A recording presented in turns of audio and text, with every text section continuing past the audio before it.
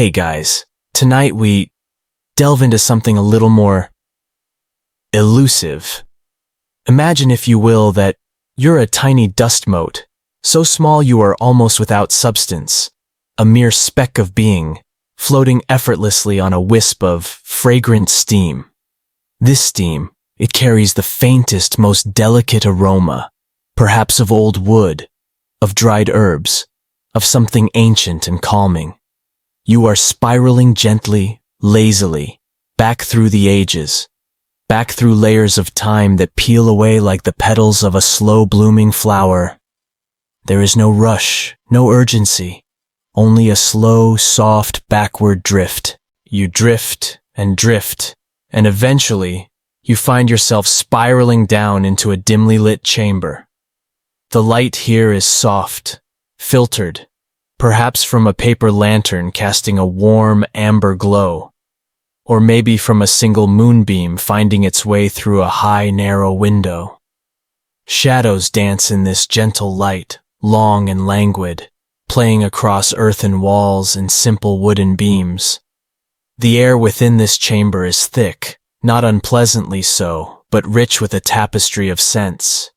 You can distinguish the cool, clean aroma of damp earth, a reminder of the ground from which all things grow. Mingled with this is the exotic, slightly spicy fragrance of rare incense, smoldering slowly, its smoke curling upwards in patterns as intricate as your own spiraling descent. And then, underneath it all, the faintest, almost ghostly aroma of brewing leaves. It's a clean, slightly vegetal scent, with a hint of sweetness, a promise of warmth. This isn't your grab-and-go latte, picked up in a rush on a busy morning, its purpose merely to jolt you into wakefulness. Nor is it even a refined high tea, with its tiers of delicate sandwiches and perfectly formed pastries, a social occasion filled with polite chatter.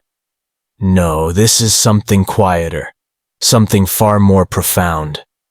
This is a delicate art form, a meditation played out with implements so exquisite, crafted with such care, and ceremony so precise, so imbued with intention that you probably won't survive this level of detail without at least one serious bone-deep yawn. And that, my friends, is precisely our aim tonight.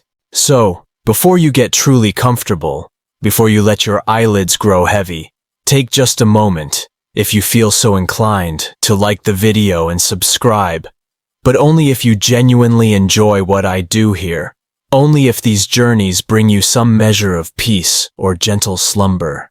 And while you're at it, if you have a moment to spare before drifting off, drop a comment telling us where you're tuning in from and what time it is in your corner of the world. It's always fascinating to see our sleepy community gathering from across the globe, united in this quiet pursuit of rest. Now dim the lights in your room if you haven't already. Let the darkness be a soft blanket. Maybe turn on a fan, if you have one, for that soft, consistent background hum, a gentle white noise to smooth out the edges of the silence. And let's ease into tonight's journey together. Slowly, gently.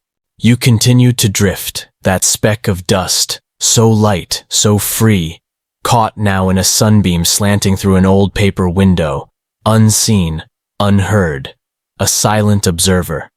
Below you, as you float, centuries unfold and refold like a well-loved silk robe, its patterns faded in some places, vibrant in others, its texture softened by the passage of innumerable years.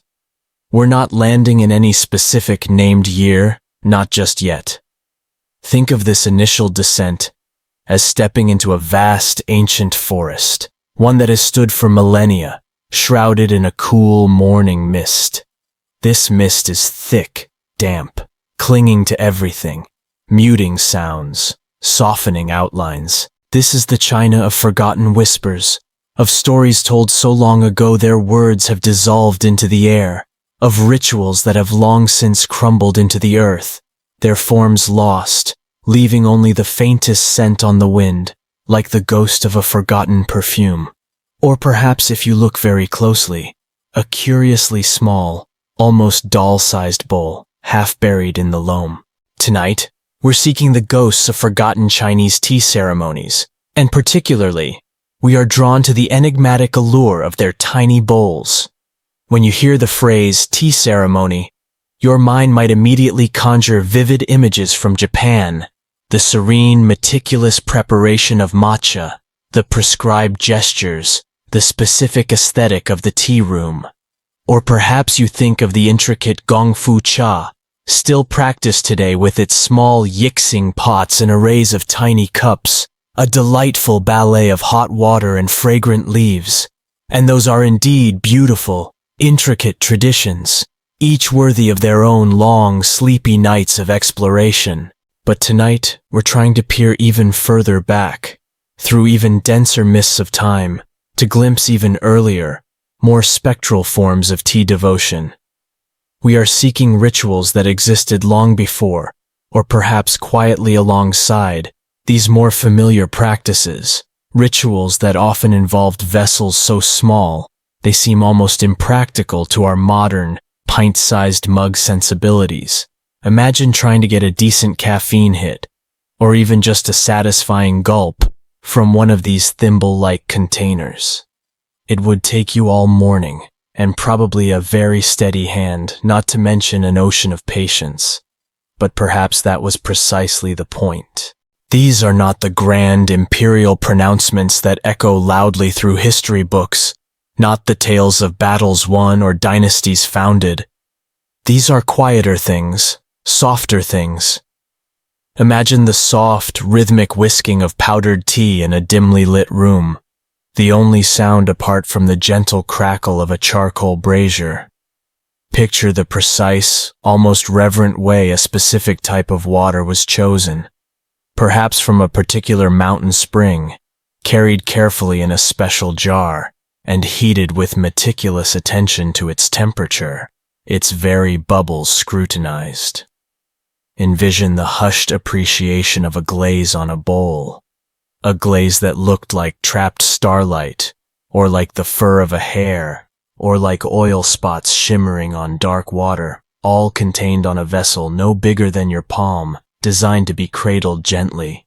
Many of these practices have faded, not with a dramatic bang, but like the steam from a cooling cup of tea, gradually, imperceptibly, leaving behind only tantalizing fragments.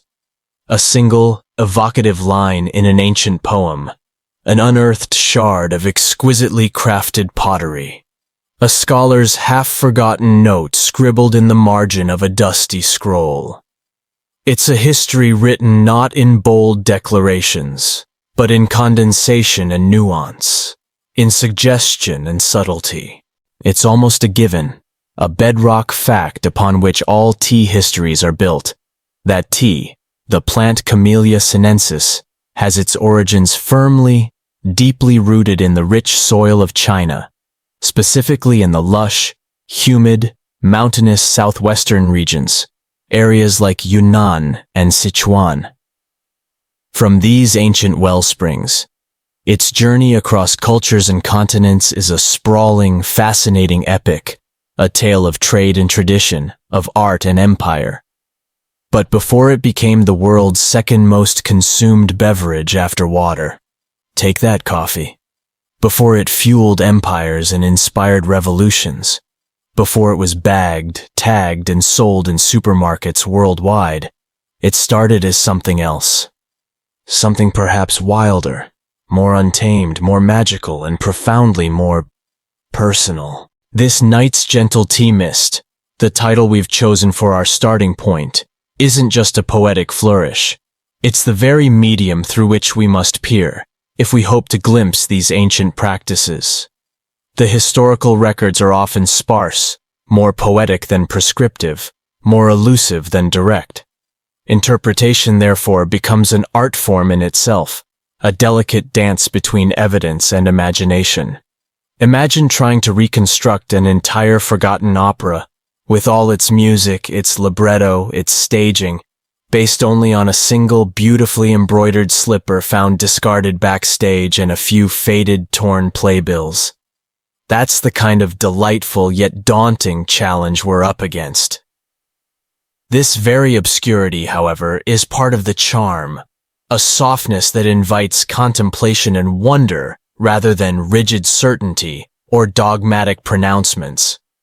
You won't find many top 10 tips for recreating Song Dynasty tea contests on influencer blogs, let me tell you. It's a quieter, more introspective pursuit. And at the heart of these veiled rituals, or at least hovering enchantingly around their periphery, like moths around a gentle flame, are these tiny bowls. Some are so delicate, they look as if they might shatter if you breathed on them too hard, their porcelain walls almost translucent. Others are more robust, earthy, fashioned from dark stoneware yet still surprisingly diminutive.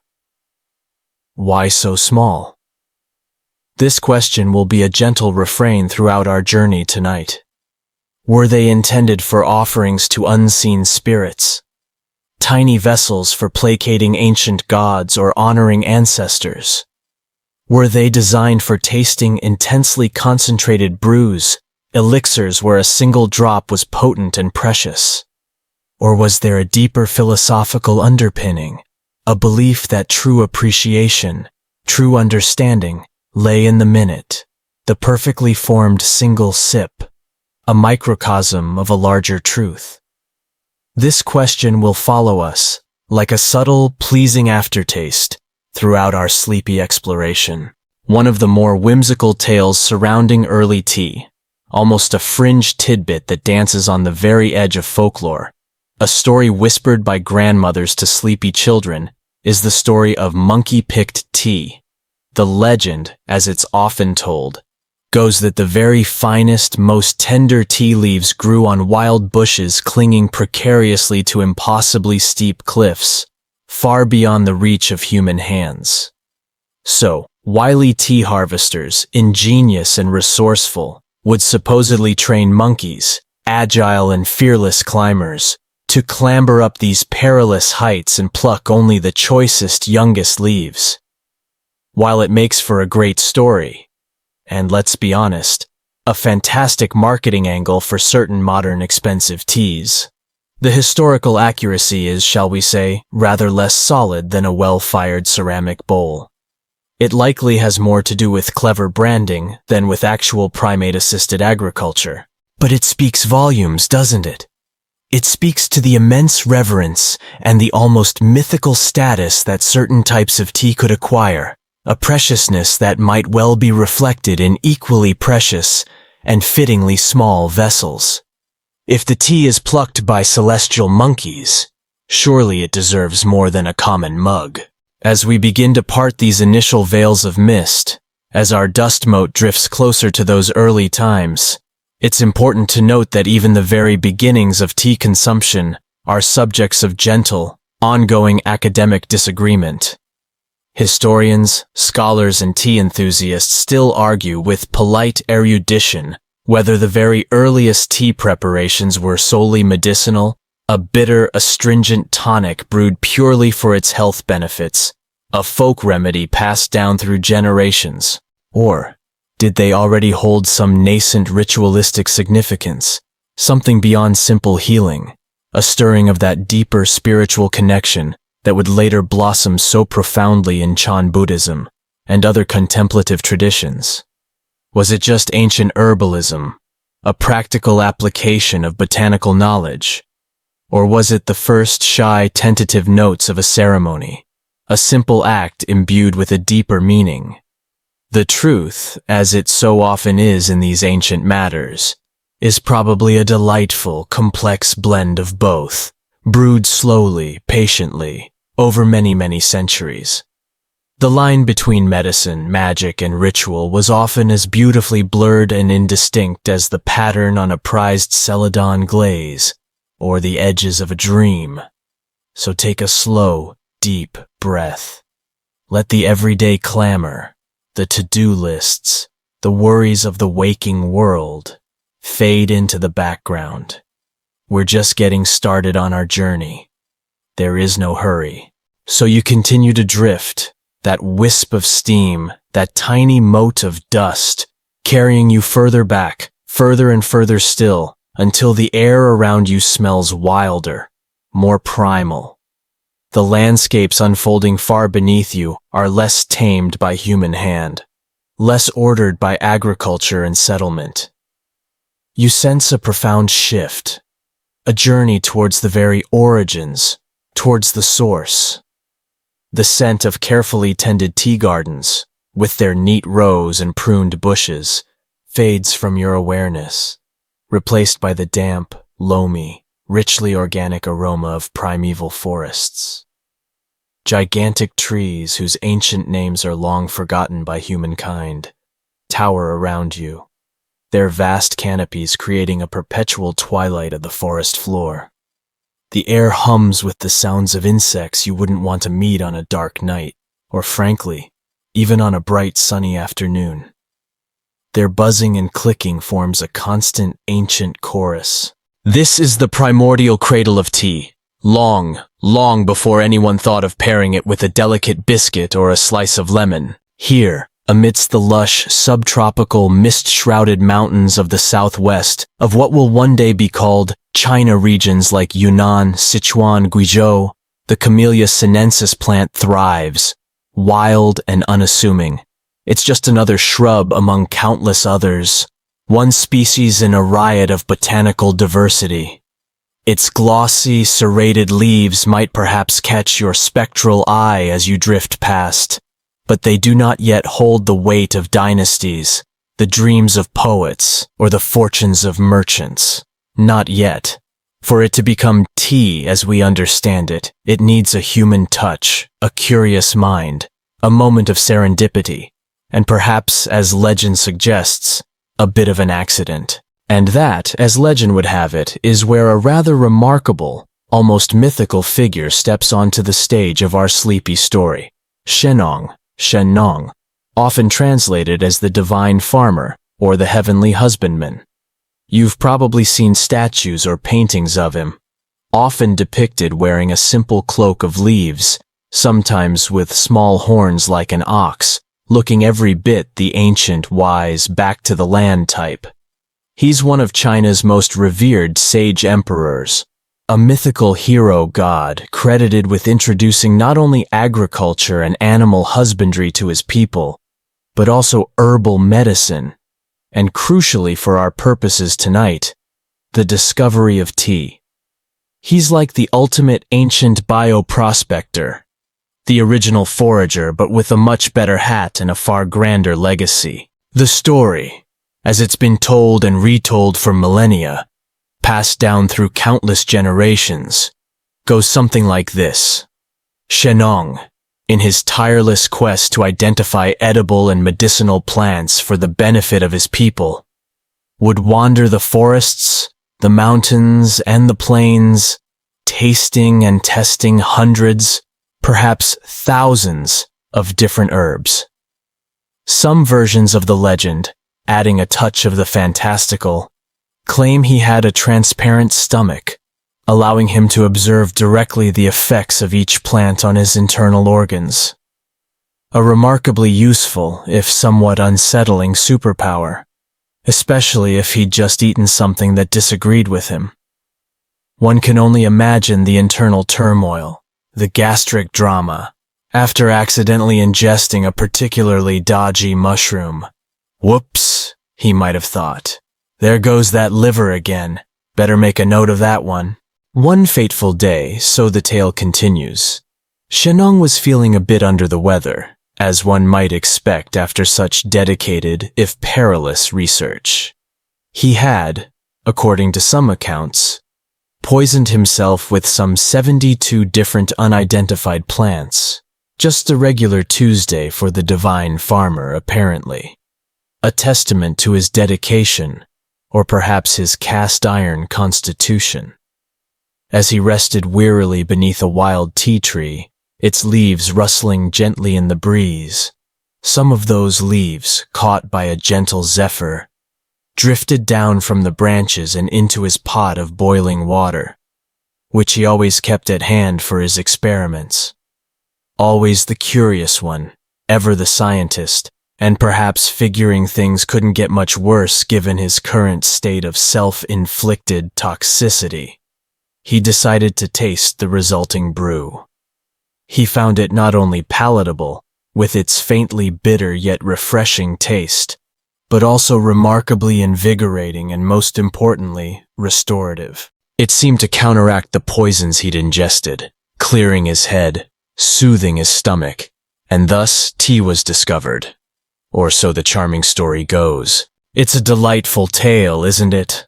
The perfect blend of happy accident, keen observation, and perhaps a touch of divine intervention.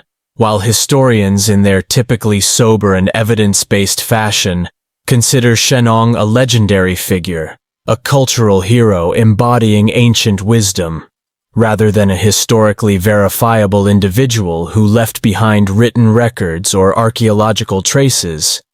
His story perfectly encapsulates the mainstream historical understanding of tea's earliest identity as a medicine. For centuries, long before it was a social beverage, a medium for artistic expression, or an object of connoisseurship, tea was primarily valued for its therapeutic properties. It was a bitter draught, likely boiled for a long time with other herbs and ingredients, perhaps pungent ginger to warm the body, sharp orange peel to aid digestion, or even strong onion, which, let's be honest, sounds less like a delightful cuppa and more like something your stern grandmother would force on you when you had a bad cold. It probably tasted like boiled gardening gloves, but if it made you feel better, you drank it. This initial form of tea was likely not a delicate infusion of tender young buds, carefully plucked and processed. Instead, it was probably a rustic, robust concoction made from older, tougher leaves, possibly even twigs and stems, all boiled for a considerable time to extract every last bit of their perceived medicinal power. You can imagine early people foraging for these leaves in the wild, drying them crudely in the sun or over a smoky fire, storing them alongside other vital herbs in their pharmacopoeia. There are indeed mentions in very early Chinese texts, such as the Shennong Ben Cao Jing, the Divine Farmer's Materia Medica, a foundational text on herbalism, which is thought to have been compiled in the later Han Dynasty, but attributes its core knowledge to the sage Shennong himself, that speak of *2*2, a bitter herb. Many scholars now believe that this *2* refers, at least in part, to tea, or perhaps a group of bitter medicinal plants, including tea. And here we encounter one of those fascinating, nuanced scholarly debates that add such richness to these ancient stories. How quickly did tea transition from being a purely medicinal plant to something enjoyed for pleasure, or perhaps used in simple proto-ceremonial ways? Some historians believe that for many centuries, its use remained almost exclusively within the realm of medicine, and perhaps some very basic, almost unconscious rituals tied to health and well-being. A comforting brew when sick, a restorative drink after hard labor. Others suggest that the lines between medicine and pleasure, between utility and ritual, were always more blurred, and that any plant offering not just healing, but also a pleasant stimulant effect and an interesting taste would naturally find its way into broader social use sooner rather than later. It's a classic chicken or the egg scenario, but with leaves and hot water instead. Now, what about those tiny bowls we're seeking? In this very early period, this era of Shennong and the first discovery, it's highly unlikely you'd find dedicated diminutive teaware. If tea was primarily a medicinal decoction, a bitter herbal remedy, it would probably be consumed from whatever general-purpose bowls or cups were available at the time. Rustic earthenware vessels, perhaps simple wooden bowls, functional and unadorned. The idea of crafting specialized, tiny bowls for the specific purpose of drinking tea was still far off in the mists of the distant future. You don't really need an exquisite porcelain thimble if you're just trying to boil the daylights out of some leaves to cure your indigestion, or counteract 72 kinds of poison. Though, it has to be said, being served your bitter medicine in a jewel-like tiny cup might make the experience slightly less dreadful, adding a touch of beauty to the bitterness. A quirky tidbit from these misty beginnings revolves around how tea was even processed, or rather, prepared for consumption in its earliest days. Before the refined methods of steaming, drying, and shaping leaves that would develop much, much later, the earliest forms of making tea might have involved simply wilting the fresh leaves, perhaps crushing them slightly to release their juices, and then adding them to soups or congés, rice porridge, treating tea almost like a leafy vegetable, a bitter green to add flavor or medicinal properties to a staple dish. It's a far cry from the delicate dance of leaves unfurling gracefully in a clear glass teapot. There are even suggestions from some scholars that in certain regions, tea leaves were pickled or fermented, again consumed more as a food item or a sour condiment rather than as a beverage. Imagine a tangy tea leaf salad or a fermented tea paste. Delicious, maybe? Or maybe something you'd politely try to feed to the dog under the table when no one was looking. So, as you float above these ancient mist-shrouded forests, you see Shenong, or figures like him, wandering, tasting, perhaps with a grimace at a particularly bitter herb, perhaps with a sudden spark of discovery in his eyes. You see simple fires crackling, with basic clay pots bubbling over them, containing these newly discovered leaves. The sips taken are not for contemplation, not for poetic inspiration, not yet. They are for life, for health, for survival in a world full of unknown plants. Some friendly, some decidedly not. The gods and legends, like the story of Shenong, might have pointed the way, but it was the pragmatic human need for healing, for remedies, that first brought these potent leaves into the bubbling pot. The artistry, the tiny bowls, the silent ceremonies. They are still sleeping. Dormant seeds waiting for the right conditions, for the world to catch up to the magic held within those remarkable leaves. For now, in these earliest days, it's just a bitter, vital brew. Let that thought soothe you, the simplicity of it, the earthiness. You feel a subtle shift in the mists, a thinning perhaps, a gentle stirring in the atmosphere, as if the wild, untamed energies of the primeval forest are beginning to recede, making way for something more organized, more settled. The centuries are passing beneath you, like clouds drifting across a summer sky, and below, small settlements are gradually growing into larger ones. Rough paths are slowly becoming more defined roads. The divine farmer's exploratory, solitary rambles are giving way to more systematic cultivation, though tea is still far from a widespread common crop. It remains a somewhat specialized plant, valued for its particular properties. We're gliding now, gently, towards the era of the Han Dynasty, a significant period in Chinese history, roughly from 206 BCE to 220 CE.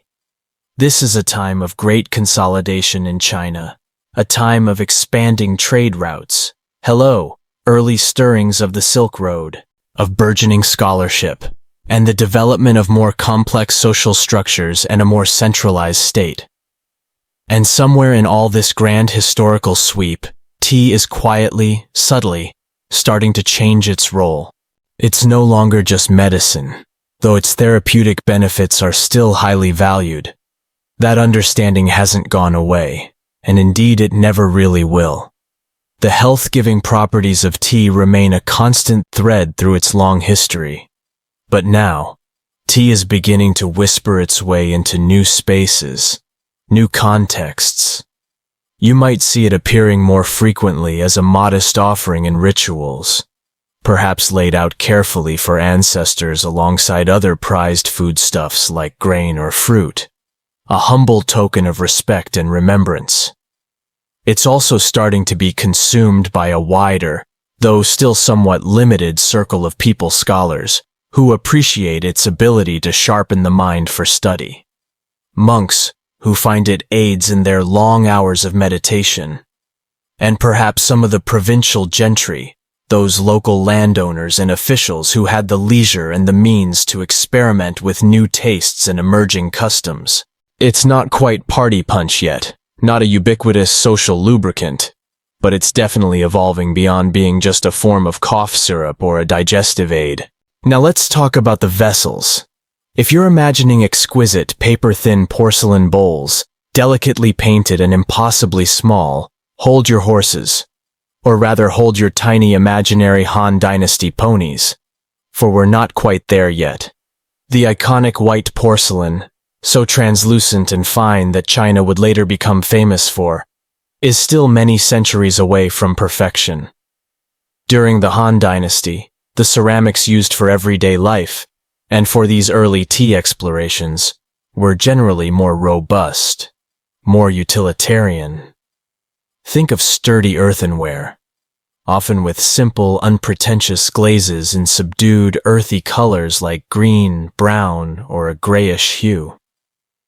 You'd find stoneware too, fired at higher temperatures and therefore more durable, less porous.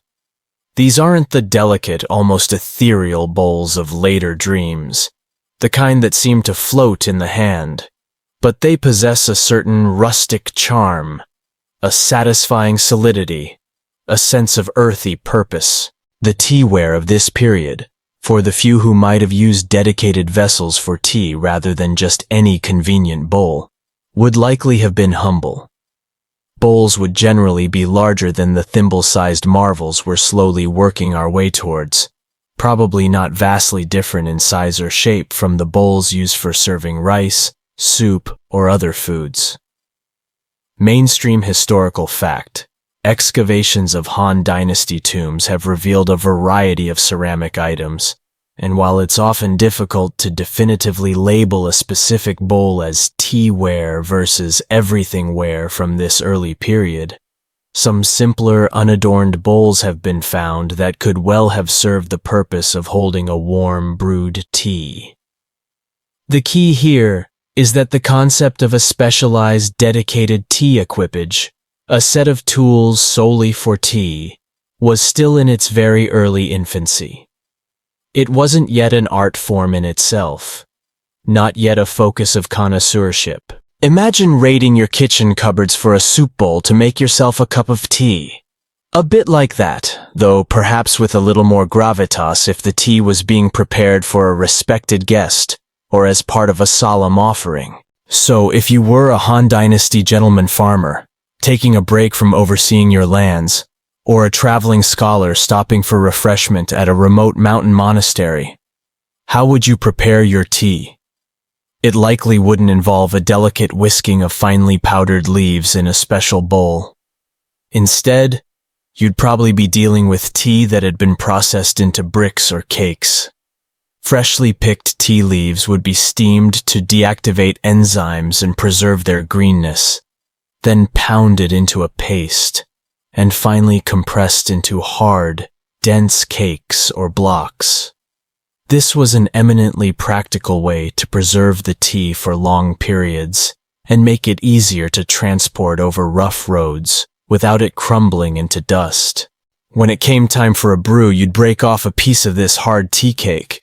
Then you might roast it slightly over a flame, perhaps to sanitize it after its long journey, or to dry it out thoroughly, or even to enhance the flavor, giving it a pleasant, toasty note. After roasting, you'd crumble the piece into smaller bits or a coarse powder, and then boil it in water. Often, this boiling was still done with the addition of other ingredients, a pinch of salt, which was common in many ancient beverages, slivers of pungent ginger, perhaps some chopped scallions or even grains of rice to make it more substantial. Another salted onion tea, Jeeves, and don't skimp on the rice this time, one might jokingly imagine a Han noble saying.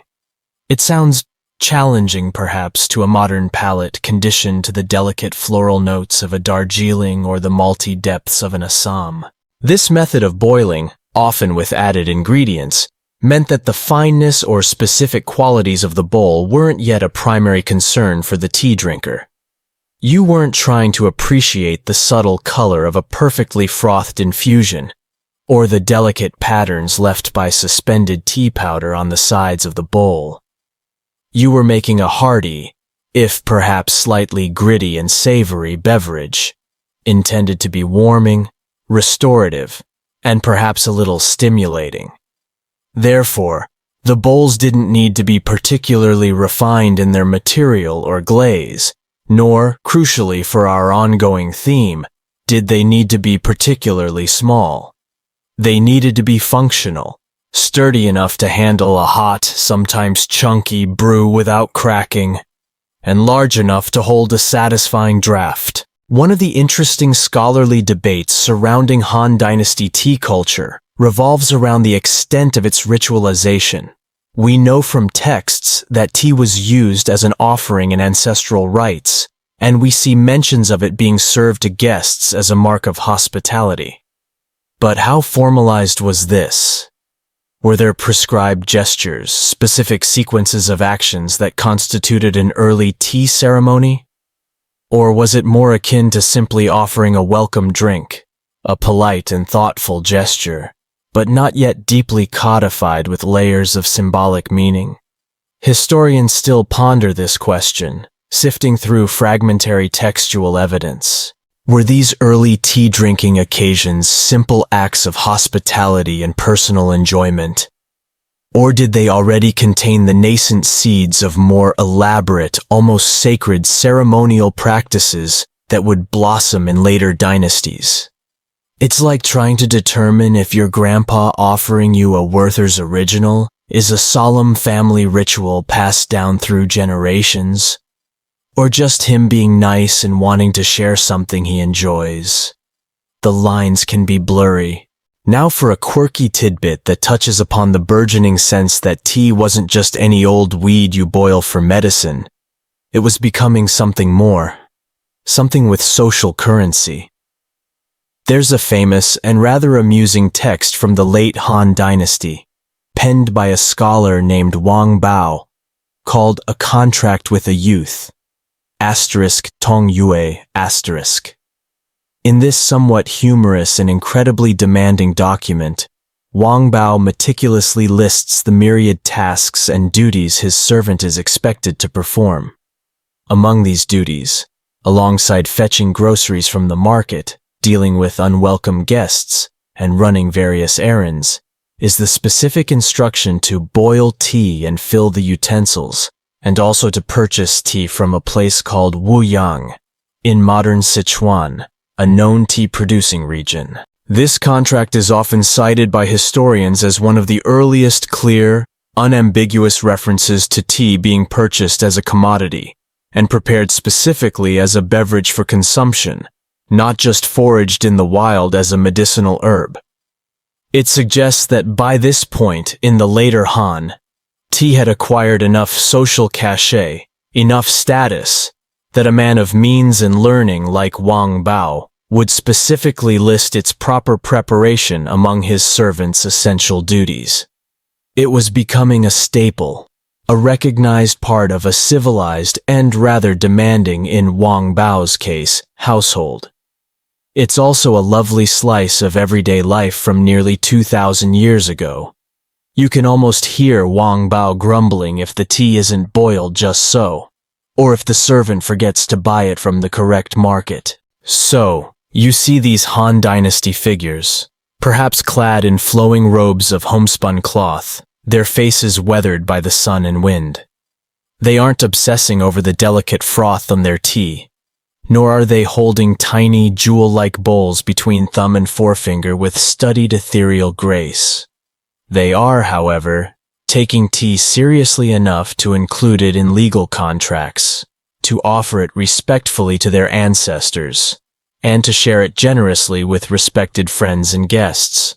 The vessels are still relatively simple, the preparation robust and perhaps a bit rustic. But the journey of tea from a wild medicinal herb to a cherished part of cultural life is well and truly underway. The seeds of refinement, of aesthetic appreciation have been sown, even if the tiny, exquisite flowers of later tea ceremonies are yet to bloom. You're still waiting for that aha moment with the teeny bowls, the ones that seem almost impossibly small. But patience, dear listener, patience. The art of the miniature is brewing slowly, gently over the centuries. Let that thought lull you. The air around you, that temporal mist we've been drifting through for so long now, begins to take on a distinct shimmer, a golden hue perhaps, shot through with delicate veins of jade green. You feel a surge of artistic energy, a blossoming of poetry, music, and sophisticated leisure.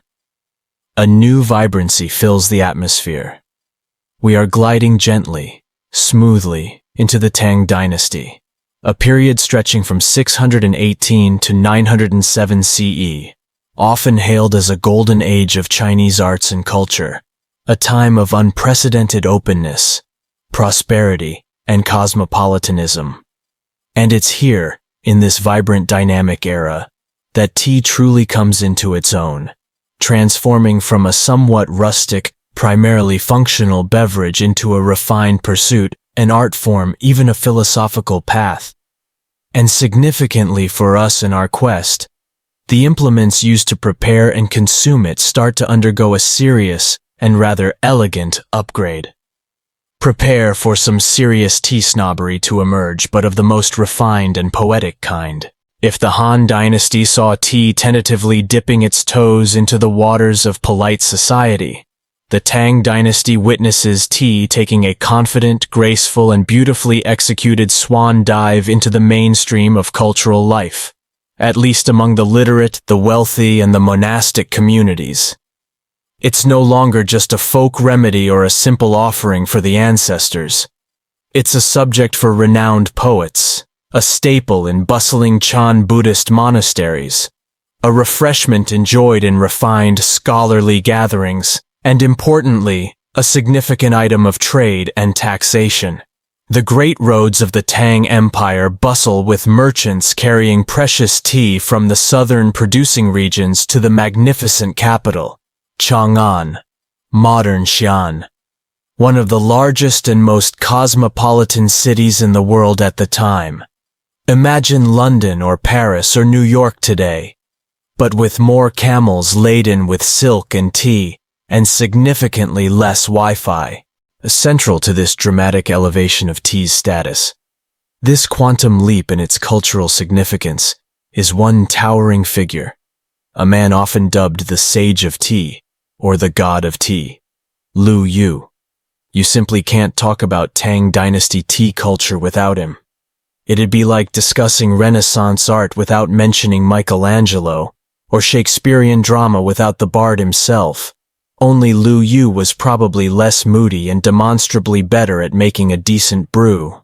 Around the year 760 CE, after years of dedicated research and travel, Lu Yu penned the Chajing Chajing, or the classic of tea asterisk. This wasn't just a casual guide or a collection of handy hints.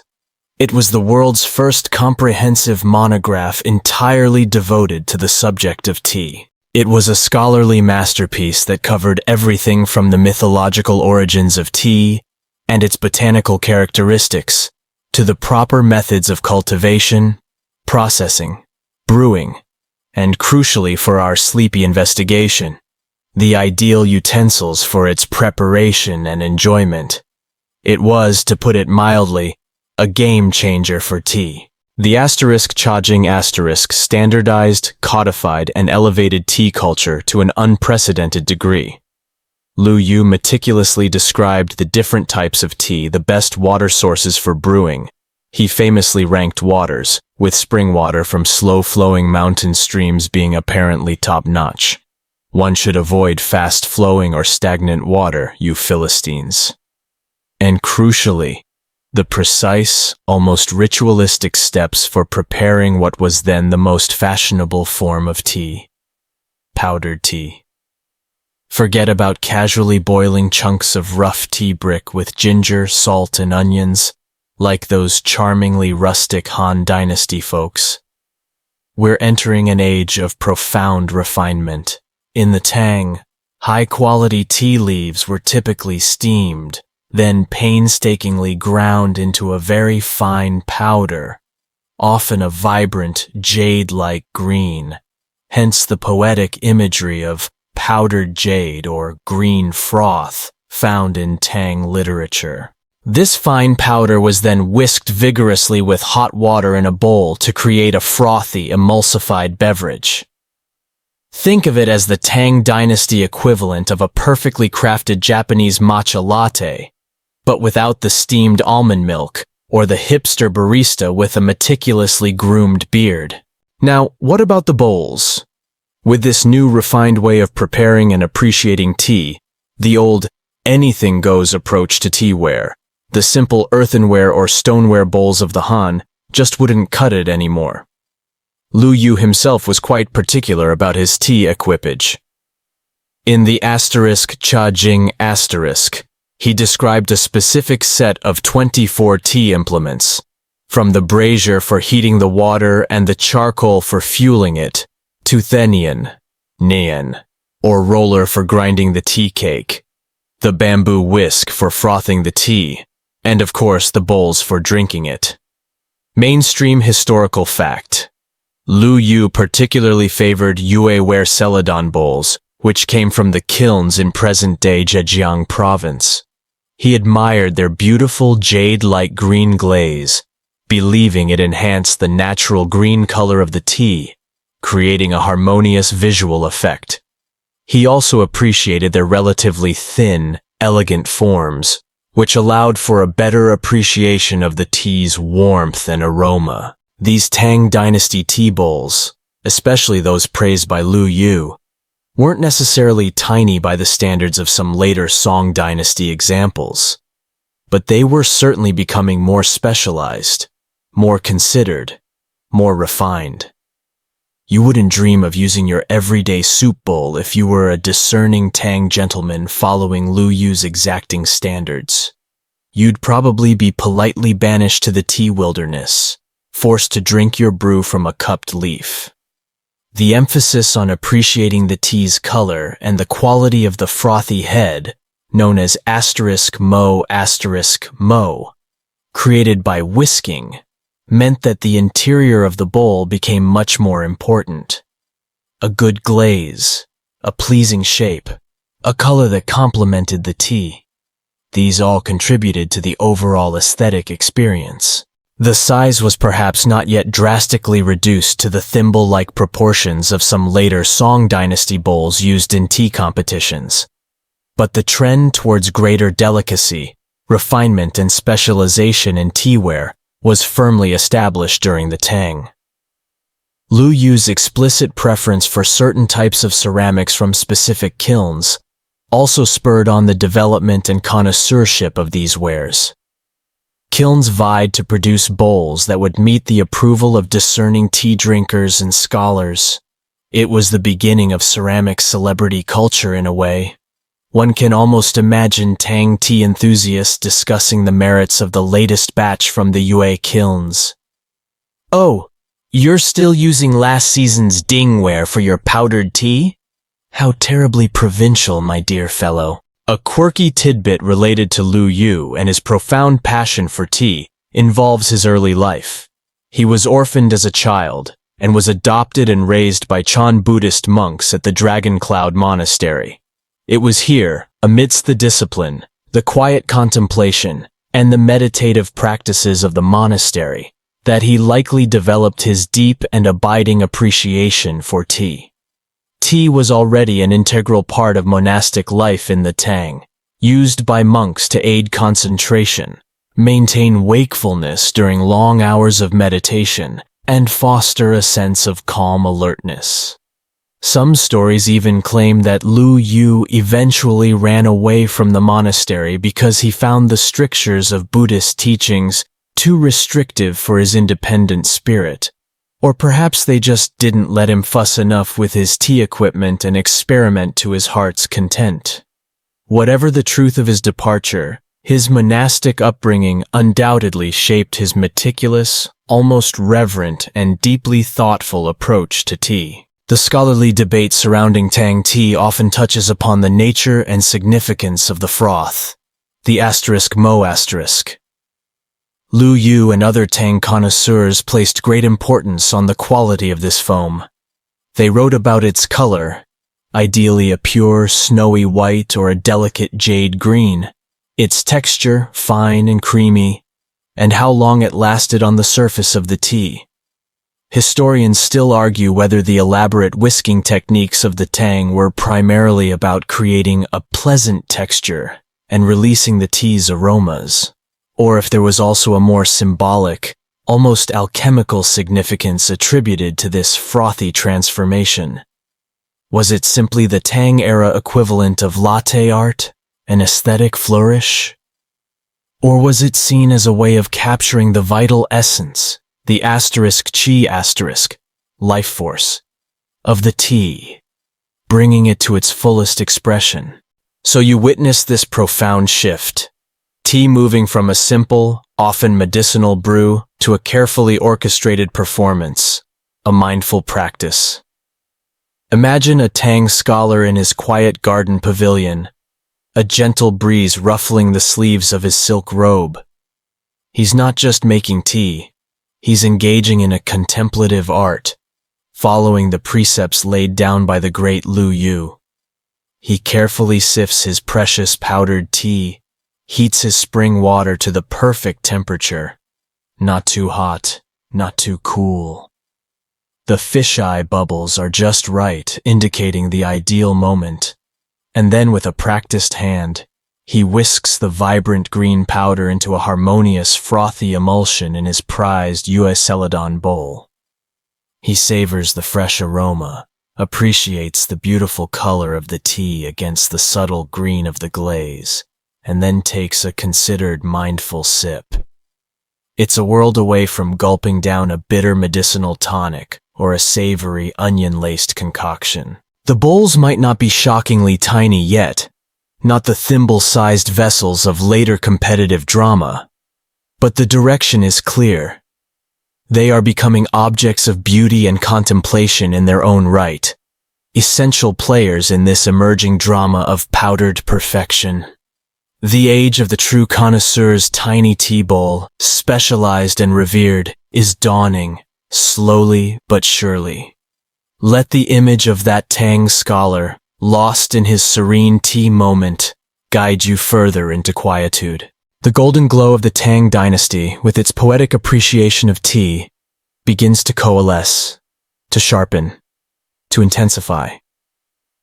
The cultural dynamism continues, but with a subtle shift in flavor, a new kind of focused energy, almost a competitive edge.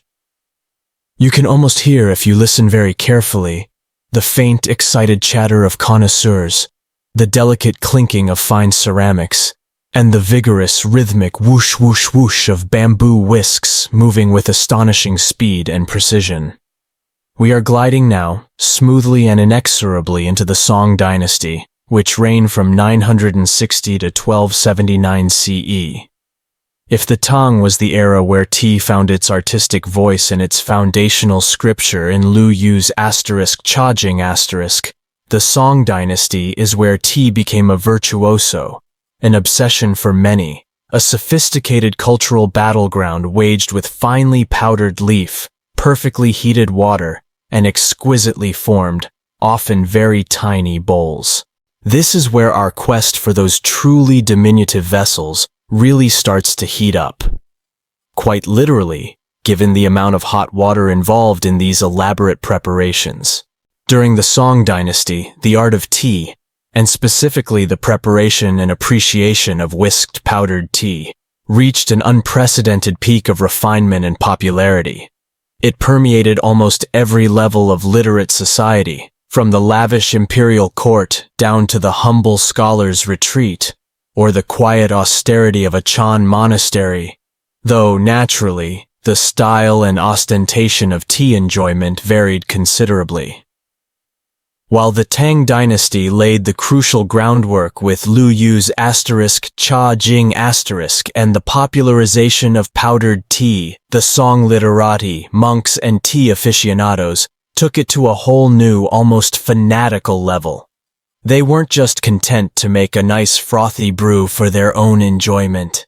They turned it into a high-stakes game, a contest of skill and discernment. This was the era of ducha, or tea competitions, also known as tea battles or tea contests. Yes, you heard that right. Tea battles. Forget your modern Pokemon Go tournaments or esports championships. These were serious, highly refined clashes of skill, aesthetics, and often very expensive tea-related kit. Imagine a gathering of refined gentlemen, perhaps scholars or wealthy merchants, assembled in an elegant garden pavilion, surrounded by blooming peonies and artfully arranged rocks, or perhaps within the serene, contemplative courtyard of a Chan Buddhist monastery. Each competitor would arrive with their own prize tea leaves, usually a very finely powdered white tea, which was particularly fashionable and expensive during the Song, and their own carefully selected, often jealously guarded, teaware, especially their whisk and their chosen tea bowl. The goal was to produce the superior cup of tea, which was then judged on several demanding criteria. Two of the most important were the quality and persistence of the froth, the *mo*, or sometimes *hua*, meaning flour, on the surface of the tea, and the watermarks left behind on the inside of the bowl as the tea was slowly drunk, or as the froth dissipated. A thick, fine, creamy white froth that clung tenaciously to the sides of the bowl and remained stable for a long time was highly desirable. The tea that showed clear water traces earliest, indicating a less stable or thinner froth, was considered the loser. It sounds intense, doesn't it? One can imagine a lot of passive-aggressive sighing, subtle, knowing glances, and perhaps even some gentle shade thrown over the quality of one's opponent's whisking arm, or their choice of water. Oh, is that your froth separating already, dear friend? What a profound pity. Perhaps the humidity today is not conducive to your particular technique. This highly competitive environment spurred incredible innovation and refinement in both tea processing techniques, especially for creating those exquisite white teas that produce the best froth, and crucially for our tiny bowl narrative, in ceramics. To best showcase the creamy white froth of the tea, dark glazed bowls became the absolute height of fashion, the must-have accessory for any serious tea competitor. The stark contrast between the dark bowl and the white froth made the froth pop visually, allowing for easier and more precise judgment of its quality. Mainstream historical fact: Jianware, Jianyao, bowls, with their distinctive dark, lustrous, iron-rich glazes, often black or a deep, rich brown, sometimes with stunning special effects like hare's fur or oil spot, became exceptionally popular and highly prized for tea competitions during the Song dynasty. We'll dive deeper into the specific beauty of these Jianware bowls in our next sleepy segment, but for now, just know they were the undisputed champion bowl to have if you wanted to be a tea champion, or at least look the part. And now we finally get to the tiny aspect in a very big way. The bowls used for these intense tea competitions, and indeed for the general refined enjoyment of whisked tea by connoisseurs, were often strikingly small. Why this preference for such diminutive vessels? Several factors likely contributed to this trend. Firstly, The tea itself was incredibly precious. High-quality powdered tea, especially the delicately processed white teas favored in competitions, was extremely expensive, sometimes worth more than its weight in gold. Using a smaller bowl meant you savored each individual preparation, focusing intensely on quality over sheer quantity. It was an exercise in appreciating the exquisite, the concentrated essence, not in chugging down a mega dose of caffeine to get through the afternoon. Good luck trying to serve a discerning Song tea master a venti-sized anything.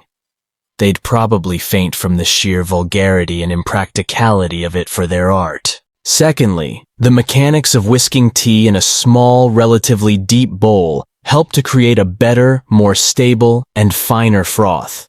A wider, shallower bowl would make it much harder to get that perfect, creamy, long-lasting head of foam. The typical shape of these Song tea bowls was often conical or V-shaped, allowing the bamboo whisk, the *Chaxian *Chaxian, plenty of room to do its vigorous work effectively at the bottom, while the narrowing sides helped to support and display the resulting froth. Thirdly, and perhaps most subtly, there's a profound aesthetic and philosophical dimension to the smallness. A small bowl focuses the attention, both of the preparer and the drinker. It demands a certain delicacy of handling, a carefulness of movement. It invites introspection, a turning inwards. It's a microcosm of a larger world, a tiny, perfect stage for the beautiful, transient drama of the tea. This aligns beautifully with the broader aesthetic sensibilities of the Song dynasty, which often valued subtlety, understatement, naturalness, and the profound beauty found in small, perfectly crafted, often unadorned objects. They weren't generally about overt bling or ostentatious display. They were about an almost severe yet deeply and movingly beautiful elegance. The most famous types of small bowls prized during this period, like the aforementioned Johnware or the often creatively decorated dark glazed Jijoware, were not just functional tools for tea competitions. They were revered as works of art in their own right. They were admired for their unique glazes, which could have stunning, almost magical effects like the oil spot, yoteki in Japanese, hare's fur, tuhao, toko, or even the almost mythical silvery or bluish sheen of yohen, yaobian meaning kiln-changed, or stars shining in a night sky. The deep appreciation of the bowl itself became an absolutely integral part of the tea experience. It wasn't just a passive container. It was an active participant, a companion to the tea, enhancing its beauty and its story. One of the quirkier tidbits from this era of intense tea culture is the sheer level of detail and sometimes near-obsessive fastidiousness that Song tea connoisseurs would go into regarding every aspect of their tea. Emperor Huizong, who reigned from 1100 to 1126, was a renowned aesthete, a gifted painter, calligrapher, poet, and musician, though perhaps not the most effective ruler when it came to matters of state finance or military defense.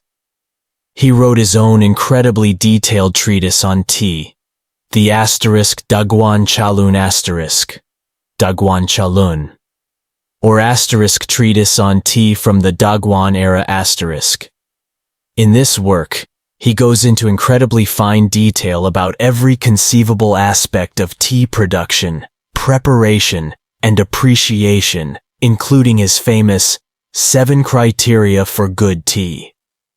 These involve judging its color, its aroma, its taste, the fineness of the tea powder, the quality of the whisking, the froth, the suitability of the water. He had very strong opinions on water, and even the appropriateness of the utensils used. Historians still engage in lively debate about whether Emperor Huizong's intense focus on such highly refined cultural pursuits, like his passion for tea, painting, and collecting art, contributed to his neglect of pressing state affairs and, ultimately, to the downfall of the northern Song dynasty at the hands of Jurchen invaders. Was his profound dedication to achieving the perfect cup of tea a delightful quirk of a deeply cultured emperor, a testament to his refined sensibilities? Or was it a catastrophic, self-indulgent distraction from the serious business of ruling an empire? One can almost imagine a worried minister rushing in. "The empire is crumbling, sire. The enemy is at the gates." And Huizong, peering intently at his tea bowl, replying, "Yes, yes, in a moment. But have you seen the lovely cling on this froth, truly exceptional today?" So you can picture these Song Dynasty tea gatherings, the air thick with anticipation, the intense concentration on the faces of the participants, the swift, precise, almost athletic movements of the bamboo whisk, the *Chaxi and *Chaxian, in those small, dark, luminous bowls. See the critical eyes examining the frothy results, looking for that perfect snowy white cap, the subtle marks left as it clings to the bowl. It's a world away from casually sipping herbal tea from a mug. This is tea as performance art, tea as demanding sport, tea as a pathway to aesthetic enlightenment and social prestige. The bowls are no longer just supporting actors in this drama. They are veritable stars of the show, absolutely crucial for success in competition, admired for their intrinsic beauty, and often astonishingly small, demanding that you pay attention to every precious, frothy drop. The pressure to perform, to create that perfect froth, must have been immense. Imagine spilling your tea, or worse, heaven forbid, presenting a bowl with a substandard, quickly collapsing froth. The shame. You'd probably have to go into hiding and live as a hermit in the mountains, just to escape the gentle but cutting tea-tattling of your peers.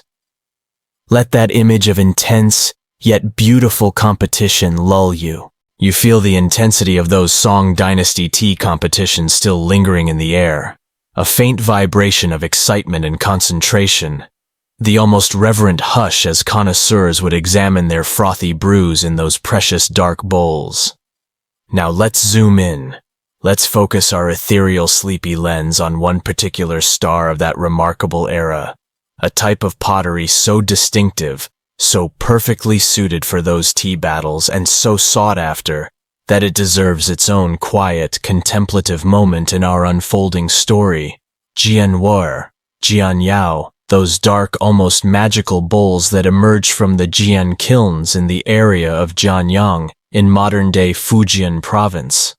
These aren't just any old clay pots, casually thrown and fired. These are vessels that seem to hold the secrets of the universe, the depths of the night sky, within their rich, dark glazes. If you ever have the rare fortune to hold an original Song Dynasty Jian bowl in your hands, you'll understand this feeling. It's like holding a piece of the cosmos, a captured moment of fiery creation. Jianware bowls are typified by their robust, iron-rich clay bodies, which fire to a dark brown or purplish-black color, giving them a satisfying weight and presence. But it's their glazes that are truly captivating, the source of their fame and enduring appeal. These glazes are thick, lustrous, and incredibly varied, achieved through complex chemical reactions that occurred during the firing process in the long, sloping dragon kilns. Enormous kilns built up hillsides that could reach incredibly high temperatures, often exceeding 1300 degrees Celsius. The potters of Jianyang weren't just artisans meticulously following a recipe. They were, in a sense, alchemists, coaxing extraordinary and often unpredictable beauty from humble earth and fierce fire. One tiny variation in temperature, in the kiln atmosphere, whether it was oxidizing or reducing, in the placement of the bowl within the kiln, or even in the composition of the wood ash that might settle on the glaze, could result in a completely different, often serendipitous glaze effect.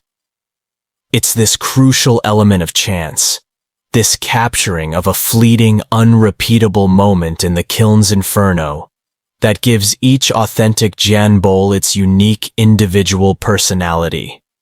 No two are ever exactly alike. The most celebrated and sought-after Junware glaze effects have wonderfully evocative names that attempt to capture their visual poetry. There's hare's fur, tu hao in Chinese, toko in Japanese, which describes fine, delicate, silvery, russet, or golden brown streaks that look like the soft, fine hairs of a hare, radiating downwards from the rim towards the center of the bowl. These streaks are formed by the excess iron in the glaze precipitating out during cooling. Then there's the mesmerizing oil spot, udai, ud in Chinese, yoteki in Japanese, where the glaze erupts during firing into an array of iridescent silvery or sometimes bluish spots that shimmer and float on the dark surface like drops of oil on water. These spots can vary in size and density, creating a captivating, dynamic surface. And perhaps the rarest, most prized, and most mysterious of all is yohen, yaobian, a Japanese term, as true examples are almost exclusively found there, meaning changed by the kiln's flame, or often poetically interpreted as stars shining in a night sky, or kiln-transmuted brilliance. This describes bowls that exhibit an almost opalescent, deep blue or purple sheen, often dotted with tiny star-like speckles or larger circular spots surrounded by a bluish halo. Only a handful of true Yohen Tenmoku bowls are known to exist today, primarily in Japan, where they are designated as national treasures and are objects of almost mythical reverence. Holding one would probably make your average museum curator sweat more profusely than a song tea competitor facing a panel of stern judges with a bowl of disappointingly limp froth. These Jianware bowls were perfectly, almost providentially, suited for the Song Dynasty tea practices we've been discussing.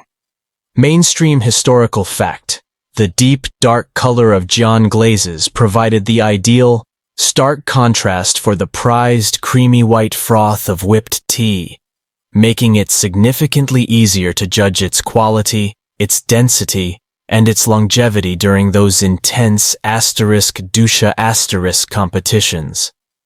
Remember how Emperor Huizong himself, in his *Daguan Shalun*, stressed the importance of using dark bowls for properly appreciating white tea. Jianware was the undisputed designer label, the must-have brand, of its day for serious tea aficionados and competitors.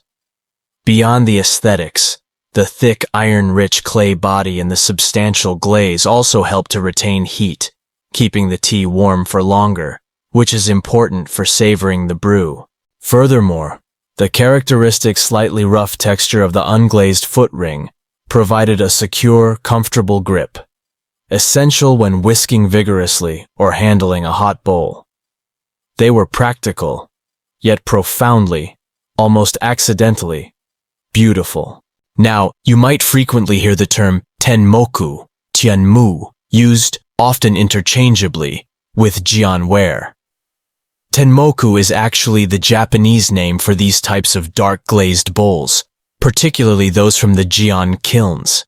The name is derived from Mount Tianmu, Tianmushan, literally Heaven's Eye Mountain, in Zhejiang Province, China.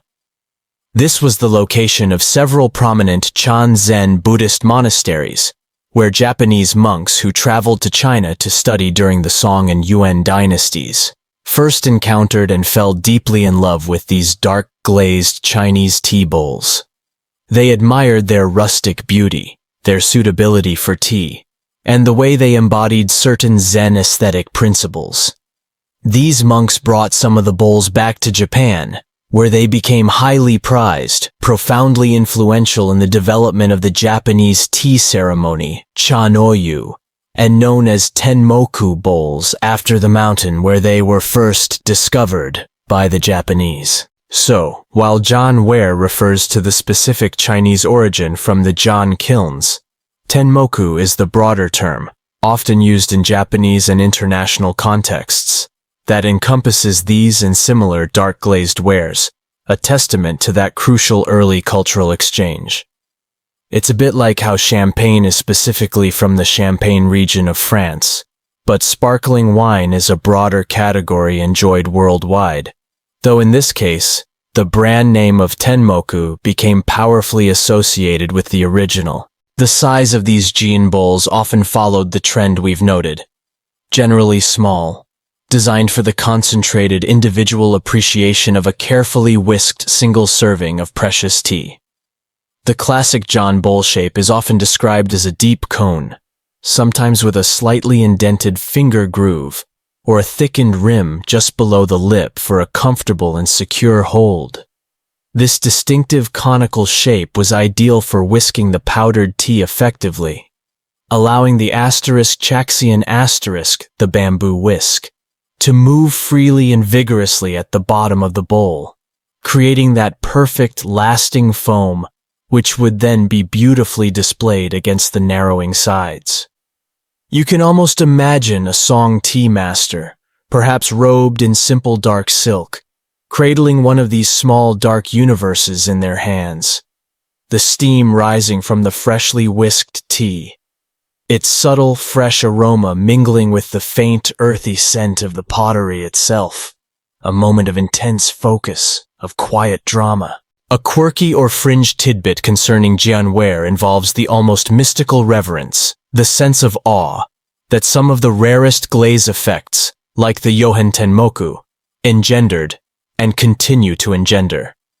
Because the creation of these extraordinary patterns was so heavily dependent on chance occurrences and precise, almost unrepeatable conditions within the kiln.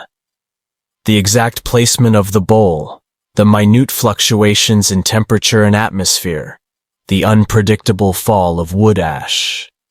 These bowls were sometimes seen as being almost supernaturally blessed, a gift from the kiln gods, a tangible manifestation of nature's artistry working in harmony with human skill. Replicating them perfectly, even with all our modern scientific knowledge and advanced kiln technology, remains incredibly difficult, almost impossible. Some contemporary potters dedicate their entire careers to the patient, often frustrating quest to understand and recreate these elusive ancient glazes. It's a profound testament to the remarkable skill, the deep intuition, and perhaps the sheer good luck of those anonymous Song dynasty potters. They weren't just making utilitarian bowls. They were capturing lightning in a bottle, or rather, starlight in a kiln. Historians and archaeologists still engage in discussions and research about the precise socio-economic status of jianware production and consumption. While it's clear from historical texts and archaeological finds that high-quality John bowls were prized by scholars, government officials, Chan monks, and even members of the imperial court, there's ongoing debate about how widespread their use was among more common folk, or in regions further away from the kilns. Were these almost exclusively elite items affordable only by the wealthy and discerning? Or did simpler, less perfectly glazed and therefore less expensive versions find their way into more modest households and local markets? The kilns at Jianyang were vast and produced enormous quantities of bowls over several centuries, suggesting a fairly broad market. But the truly exceptional pieces, those with the most prized glaze effects, were undoubtedly rare, highly valued, and sought after. It's perhaps the difference between owning a standard designer handbag from a famous brand and owning the unique, one-of-a-kind prototype that was shown on the runway. Both are nice, but one will make collectors weep with envy and pay astronomical sums. So as you continue your gentle drift, let your inner gaze linger for a moment on these remarkable, profound vessels. Picture the dark, iron-rich clay, the thick, lustrous glaze that seems to flow like molten night, or dark honey, or hare's fur down the sides of the bowl. See the subtle streaks of russet or silver, the mesmerizing shimmer of iridescent oil spots, or even imagine the deep, captivating blues of a legendary Yoan. These weren't just containers for tea. They were absolutely integral to the song tea ritual, objects of intense contemplation, aesthetic appreciation, and immense pride for their owners. The small size made each sip precious, each observation of the froth a moment of highly focused attention. The Jin bowl is a perfect, eloquent embodiment of that distinctive Song Dynasty quest for refined, natural beauty in the everyday, finding the entire universe in a tiny, perfectly imperfect cup of tea. Let that image of dark, cosmic beauty in a small bowl soothe you, leaving the shimmering, star-dusted glazes of John Ware, though perhaps a little reluctantly. You feel a gentle current pulling you towards a different kind of intensity, a quieter, more internal intensity, a stillness that hums with focused, serene energy. The sounds of competitive tea battles, the excited chatter of dusha contestants fade into the background, replaced by the distant rhythmic murmur of chanting, the soft, almost imperceptible rustle of simple robes, and perhaps the periodic resonant striking of a wooden fish gong, marking the passage of time in a meditation hall.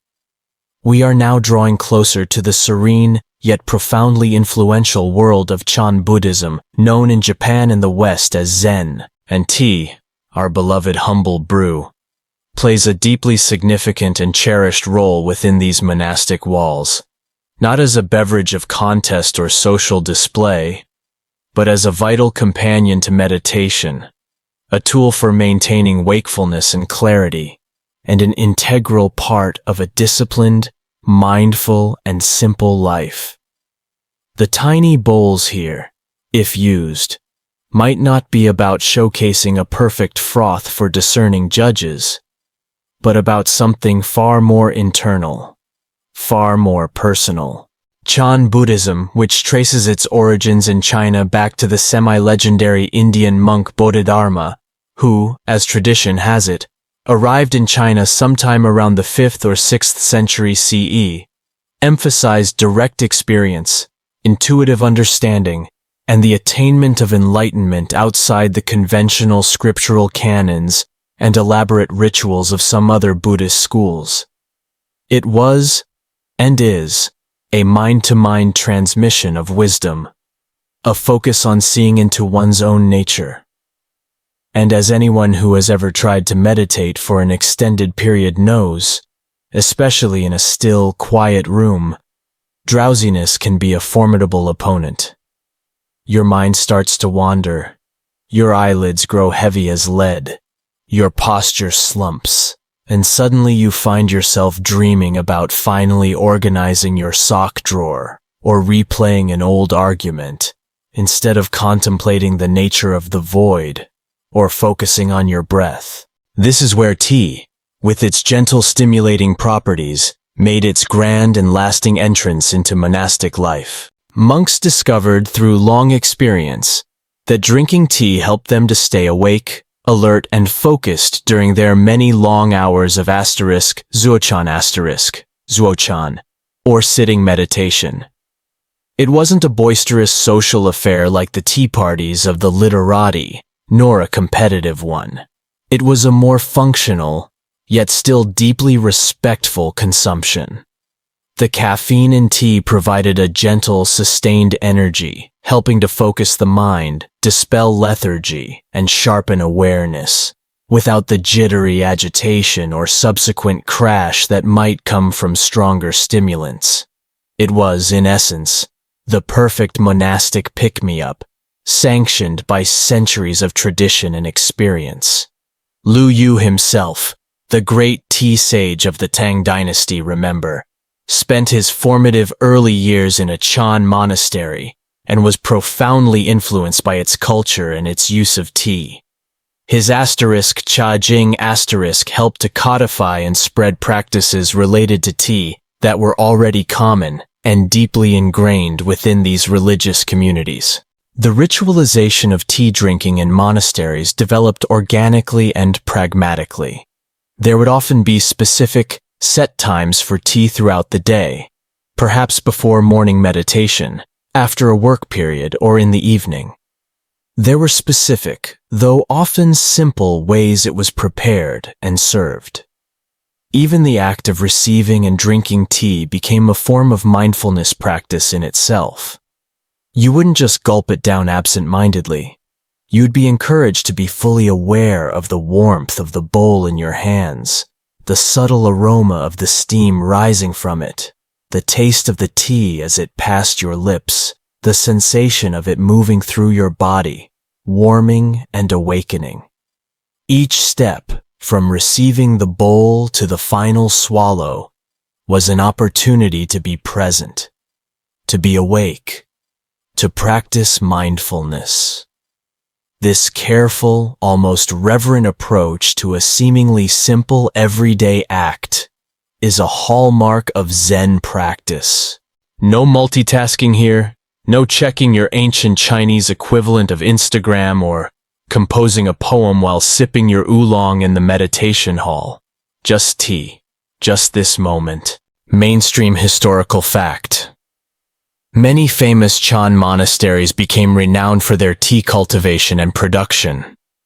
The monks, with their disciplined lifestyle, their deep connection to the land around their mountain hermitages, and their need for high-quality tea, often grew their own, developing unique regional varieties and specific processing methods.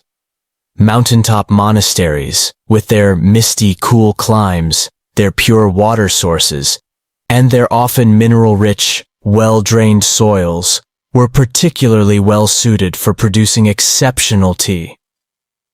This monastery tea was not only consumed by the monks themselves as an aid to their practice, but was also often offered to lay visitors and patrons, and sometimes even given as tribute or highly valued gifts.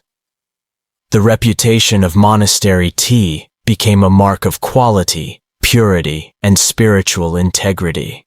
Now, what about those tiny bowls in this monastic context?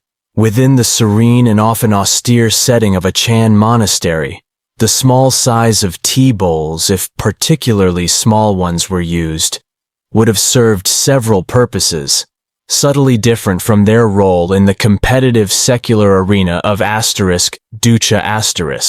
Firstly, resources in a monastery were often carefully managed and conserved. A spirit of frugality, simplicity, and non-attachment to material excess was central to the monastic ideal.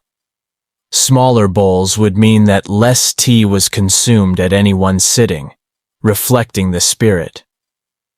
It's about what is sufficient for the purpose, in this case, aiding wakefulness and focus, not what is lavish or indulgent.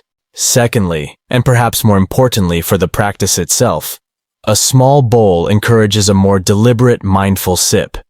You simply can't absent-mindedly gulp from a tiny, delicate cup, especially if you are trying to maintain meditative composure. You are almost forced to slow down, to pay closer attention to the act of drinking. This aligns perfectly with the Chan emphasis on being fully present in every moment, transforming even the mundane act of drinking tea into a profound meditative practice. Think of it as a tiny, tangible reminder to be here, now, with this very sip. A quirky and rather graphic tidbit from the world of Chan and tea involves the very legend of Bodhidharma himself, the first patriarch of Chan in China. According to one famous and widely circulated story, Bodhidharma once fell asleep during a marathon 9-year meditation session while facing a cave wall. 9 years. It makes my longest Netflix binge look like a mere warm-up, a blink of an eye. Upon awakening, he was so utterly furious with himself for this perceived weakness, this lapse in his meditative discipline, that he reputedly cut off his own eyelids and threw them to the ground in disgust. The legend continues that where his severed eyelids landed, the very first tea plants miraculously sprouted. Their leaves, when brewed into a beverage, were found to have the miraculous power to keep one awake and focused. While this story is clearly allegorical and makes you wonder how he managed to meditate or even blink without eyelids for the remainder of his practice, it vividly and powerfully illustrates the fundamental, almost sacred association between tea and wakefulness, tea and meditative endurance in the Chan tradition. It's a bit more extreme and memorable than your average "don't talk to me until I've had my coffee" mug slogan, but it conveys a similar deep-seated need for that gentle, mind-clearing lift. Historians and scholars of religion still engage in nuanced discussions about the exact degree of codification and formality in early Chan tea rituals in China, especially when comparing them to the later, highly formalized and elaborate Japanese tea ceremonies, chanoyu, which were, of course, heavily influenced by and evolved from these Zen monastic practices. Were the Song Dynasty Chan monastic tea practices highly structured, with every gesture, every utensil, every word prescribed and symbolic? Or were they generally more informal, more pragmatic, emphasizing the inner spirit of mindfulness and gratitude over rigid adherence to external form? The surviving textual evidence, such as monastic codes and the writings of Chan masters, offers valuable glimpses, but the lived reality, the precise nuance of those ancient sips taken in quiet, dimly lit meditation halls, remains partly shrouded in the gentle mists of time. It's often the difference between reading a complex recipe and actually tasting the subtle, perfectly balanced soup cooked by a master chef. The words on the page can only convey so much of the full experience. So, picture a monk, perhaps old, perhaps young, robed in simple patched cloth of a muted, earthy color, sitting quietly and upright on a meditation cushion in the dim, ambient light of a vast meditation hall. The air is cool and still. A fellow monk, moving with quiet respect and practiced grace, offers a small bowl of freshly whisked tea, perhaps a simple rustic Jean ware bowl or a piece of locally made pottery, valued for its utility rather than its rarity. The exchange is minimal, perhaps just a slight bow of the head in acknowledgement and gratitude. The monk cradles the small bowl in both hands, feeling its warmth seep into his palms. He doesn't analyze the froth for competitive points, as a song literatus might. He doesn't swirl the bowl to admire the specific glaze effects, though the bowl itself might possess a quiet, unpretentious beauty. Instead, he breathes in, breathes out, and takes a slow, mindful sip. The tea clears his mind, sharpens his focus, helps him to return to his meditation with renewed alertness and equanimity. The tiny bowl, in this context, is not an object of connoisseurship or social display, but a humble, essential vessel for a sacred purpose, aiding the long, arduous, yet ultimately joyful quest for enlightenment, one wakeful moment, one mindful sip at a time. Let that image of serene, purposeful simplicity bring you peace. Leaving the quiet austerity and focused energy of the Chan monasteries, our sleepy journey takes a rather more gilded, more opulent turn. Imagine the air around you growing heavier, not with cool mountain mist or the scent of simple incense, but with the rich, almost intoxicating perfume of expensive and rare floral tributes, the subtle rustle of heavy, embroidered silks, and the hushed, almost invisible footsteps of countless attendants moving with prescribed grace through vast, ornate halls. You can almost hear, if you listen very carefully, the faint, ethereal strains of courtly music, the delicate strumming of a chin, or the high notes of a flute, and perhaps the distant, formal pronouncement of imperial decrees. We're now peeking into the rarefied, highly exclusive world of the Chinese imperial palaces, where tea was not just a beverage, or even merely a meditative aid, but a profound expression of supreme power, exquisite and unmatched taste, and almost unimaginable wealth and resources. And you can bet your bottom dollar, or your last copper cash, that the tiny bowls used here were anything but humble. These were often the crown jewels of the tea world, crafted from the most precious materials by the most skilled artisans in the entire empire. Throughout many dynasties, but particularly reaching spectacular heights of refinement and expense during the Tang and Song periods, and continuing in various refined forms in later dynasties like the Ming and Qing. The emperors of China and their extensive imperial courts embraced tea with an enthusiasm that often bordered on, or even fully crossed into, passionate obsession. Though, importantly, an obsession backed by nearly unlimited resources and the ability to command the finest of everything. Tea was a central, indispensable feature of palace life.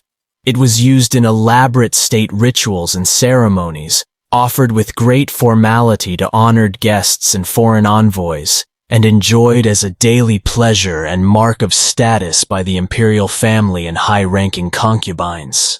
There were even dedicated government offices, like the Tea and Horse Agency, *Chamasi*, which was prominently established during the Song dynasty, specifically tasked to manage the vast trade and tribute of tea, highlighting its immense economic and strategic importance to the empire. Remember, high-quality tea was like gold, sometimes even more valuable, and controlling its supply, its quality, and its distribution was serious business for the state. It wasn't just about ensuring the emperor had a nice cuppa. It was about projecting imperial might, managing resources, and even funding military endeavors through its trade. My tea is rarer, finer, and more expensive than your tea, was a significant imperial power move. The types of tea favored at the imperial court were, naturally, the very finest, rarest, and often most unusually processed teas available in the entire realm. Tribute teas, gongcha, ****, were carefully selected from the most renowned tea-producing regions across the vast empire. These weren't your average, everyday tea leaves. They were often harvested according to incredibly strict, almost ritualistic imperial standards. Some legends tell of certain tribute teas being picked only by young, specially chosen maidens at the precise moment of dawn, using golden scissors to snip only the most tender, unopened buds, which were then collected in jade baskets. Other teas were processed using secret, jealously guarded techniques known only to a few master artisans, passed down through generations within specific families or guilds. The stories and legends surrounding some of these tribute teas are truly extraordinary, painting a picture of almost unimaginable preciousness and exclusivity. Think of the rarest single malt whiskey aged for half a century, or the most exclusive vintage wine from a legendary chateau. Then multiply that rarity and prestige by an emperor's absolute desire to possess and display the unique and the superlative, and you're getting close to the world of imperial tribute tea. There were certainly no dusty, forgotten tea bags lurking at the back of the imperial pantry, that's for sure. And what about the vessels used to prepare and serve these superlative, almost mythical brews? This is where the concept of tiny bowls often reaches its most dazzling, most luxurious apotheosis. Imperial teaware was crafted from the most precious materials available, by the most skilled and renowned artisans in the land, often working in dedicated imperial kilns under strict supervision. Porcelain, which was being perfected and brought to new heights of artistry during the Tang and Song dynasties, was a particular favorite for the imperial table. Think of the exquisite Ding ware from the Song dynasty, with its elegant ivory white or creamy glaze, often subtly decorated with delicate incised or molded floral patterns or auspicious creatures like dragons and phoenixes. Or consider the legendary Ru ware, also from the song, impossibly rare and famed for its subtle ethereal sky blue or duck egg blue glaze, often covered with a fine, distinctive crackle pattern that resembled shattered ice. These weren't just bowls, they were national treasures, potent symbols of imperial taste, power, and the absolute pinnacle of ceramic art and technology of their time. They would have glowed like captured moonlight or a piece of the serene sky in the hands of the emperor or empress. The size of these imperial tea vessels? Often, yes, remarkably small, continuing and even exaggerating the trend we've observed. We've discussed the aesthetic and practical reasons for small bowls in other contexts, the preciousness of the tea itself, the desire to concentrate flavors, aiding in the creation of froth for whisked tea, and these reasons certainly applied at court as well. But here, in the imperial palace, an added dimension was the sheer ostentation of extreme refinement.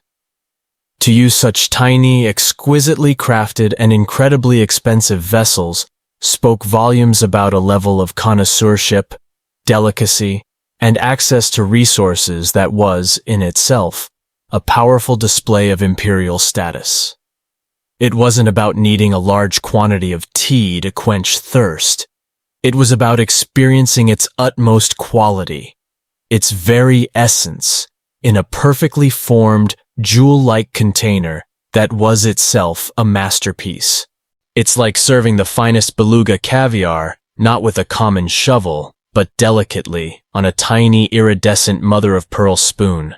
The preciousness of the vessel magnified and reflected the preciousness of its divine contents. A mainstream historical fact of immense significance. The imperial kilns, such as those producing the famed Ru-ware or Guan, official ware during the Song dynasty, often operated under direct imperial commission and exacting scrutiny.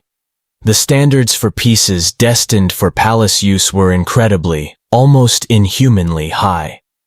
Any piece that displayed even the slightest flaw, a tiny crack, a speck in the glaze, an imperfection in the shape, was often deliberately and systematically destroyed at the kiln site to prevent it from circulating and potentially diminishing the unmatched prestige of the imperial workshops. This ruthless quality control is one of the primary reasons why genuine, perfect pieces from these imperial kilns are so astronomically rare and valuable today. Imagine being a potter whose entire livelihood, and perhaps even that of your family, depended on never, ever having an oops moment during the complex and perilous firing process. The pressure to achieve absolute perfection must have been immense. The tea ceremonies conducted at the imperial court could be incredibly elaborate, highly formalized affairs, rich with layers of symbolism and strict, unbending protocol. The presentation of newly arrived tribute tea to the emperor, the serving of tea during important state banquets or audiences with foreign dignitaries, or even the emperor's private daily tea enjoyment would have been governed by complex, minutely detailed rules of etiquette. Every gesture, every utensil, every sequence of actions, every element of the setting would have been carefully chosen and choreographed to reflect imperial majesty, cosmic harmony, and well-ordered governance. You can imagine high-ranking officials, robed in their splendid dragon-embroidered court attire, moving with prescribed, almost balletic grace, presenting a tiny, perfect bowl of steaming, fragrant tea to the Son of Heaven. One wrong move, one slight tremor of the hand, one misplaced word, and you might find yourself on an unexpected and quite possibly permanent sabbatical to a remote and inhospitable border province. Did you just slosh the imperial oolong, minister? A most unfortunate clumsiness. Perhaps a long journey to reflect on the importance of stillness would be beneficial. To the Great Wall with you, perhaps?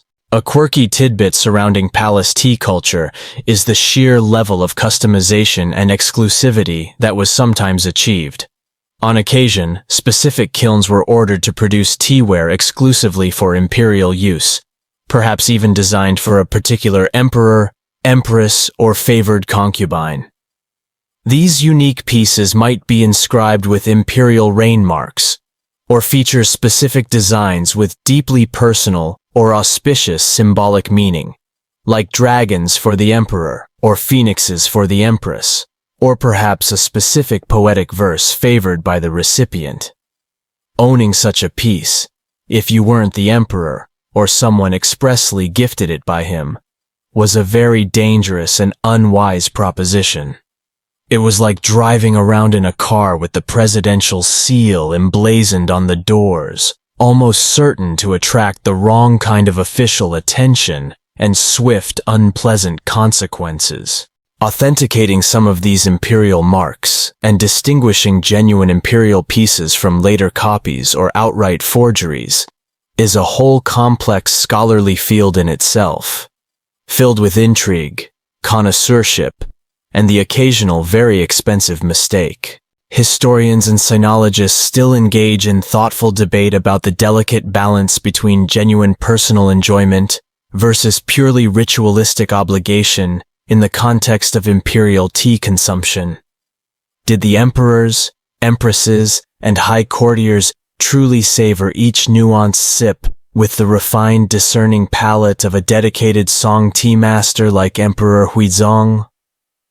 Or was it often just another meticulously performed, yet perhaps emotionally hollow, part of the endless, sometimes tedious ceremonial duties that define their highly circumscribed office? No doubt it varied greatly from ruler to ruler, and from occasion to occasion. Emperor Huizong, our tea treatise writing friend, was clearly a passionate, deeply engaged connoisseur.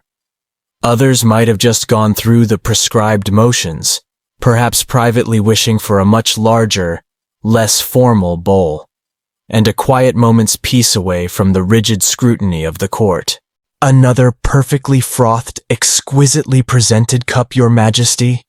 a nervous attendant might inquire, and the emperor, perhaps preoccupied with matters of war or succession, might reply distractedly, "Yes, yes, lovely. Just leave it on the dragon throne, will you?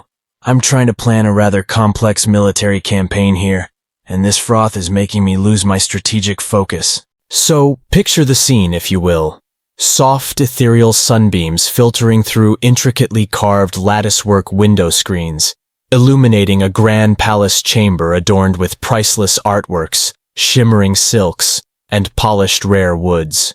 The emperor, perhaps robed in imperial yellow, the color of the earth and the center, sits on an elaborately carved lacquered chair or a sumptuous silk cushion. An attendant, moving with utmost care and practiced reverence, presents a small, exquisitely glazed porcelain bowl, perhaps a pale roux ware piece or a fine dingware. The tea within is the rarest in the entire empire, its subtle, complex aroma delicately perfuming the air. This tiny bowl, held in the imperial hand, is far more than just a simple drinking vessel. It's a potent symbol of culture, of immense wealth, of the empire's ability to command and appreciate the finest of everything the world has to offer. It's a very, very long way from Shenong boiling foraged leaves in a simple clay pot in the wilderness.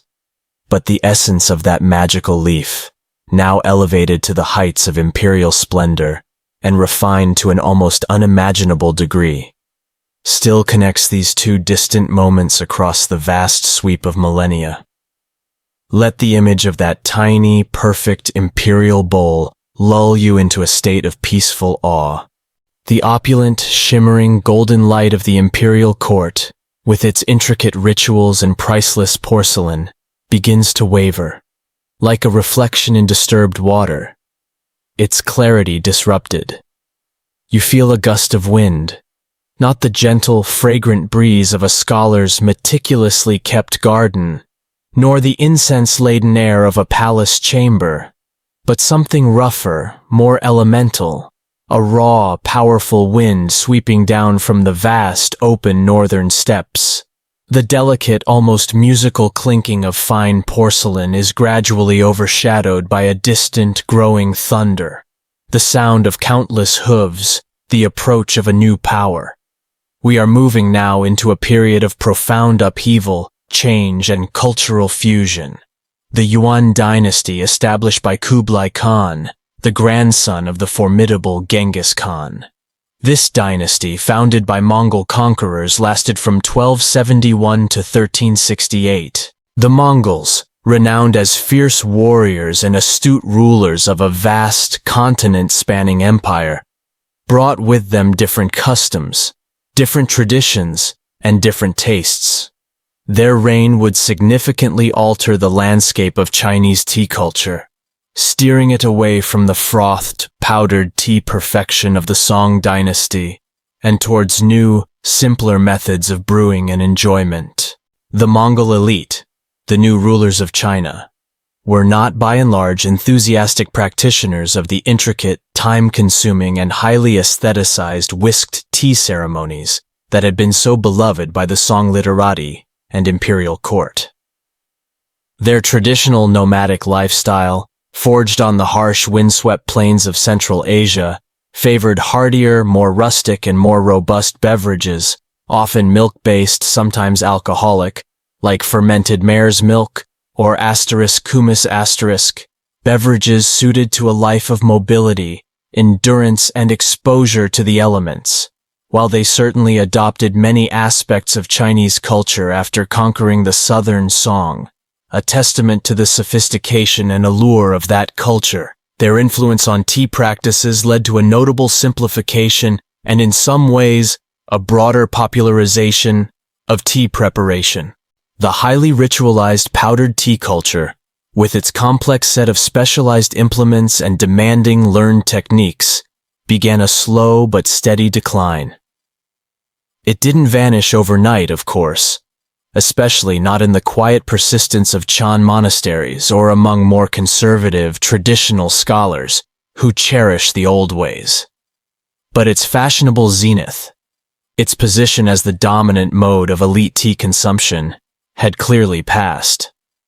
Think of it like a very complex Michelin-starred haute cuisine trend, with its tiny portions and elaborate presentations, suddenly giving way to a preference for more accessible, hearty, everyday comfort food.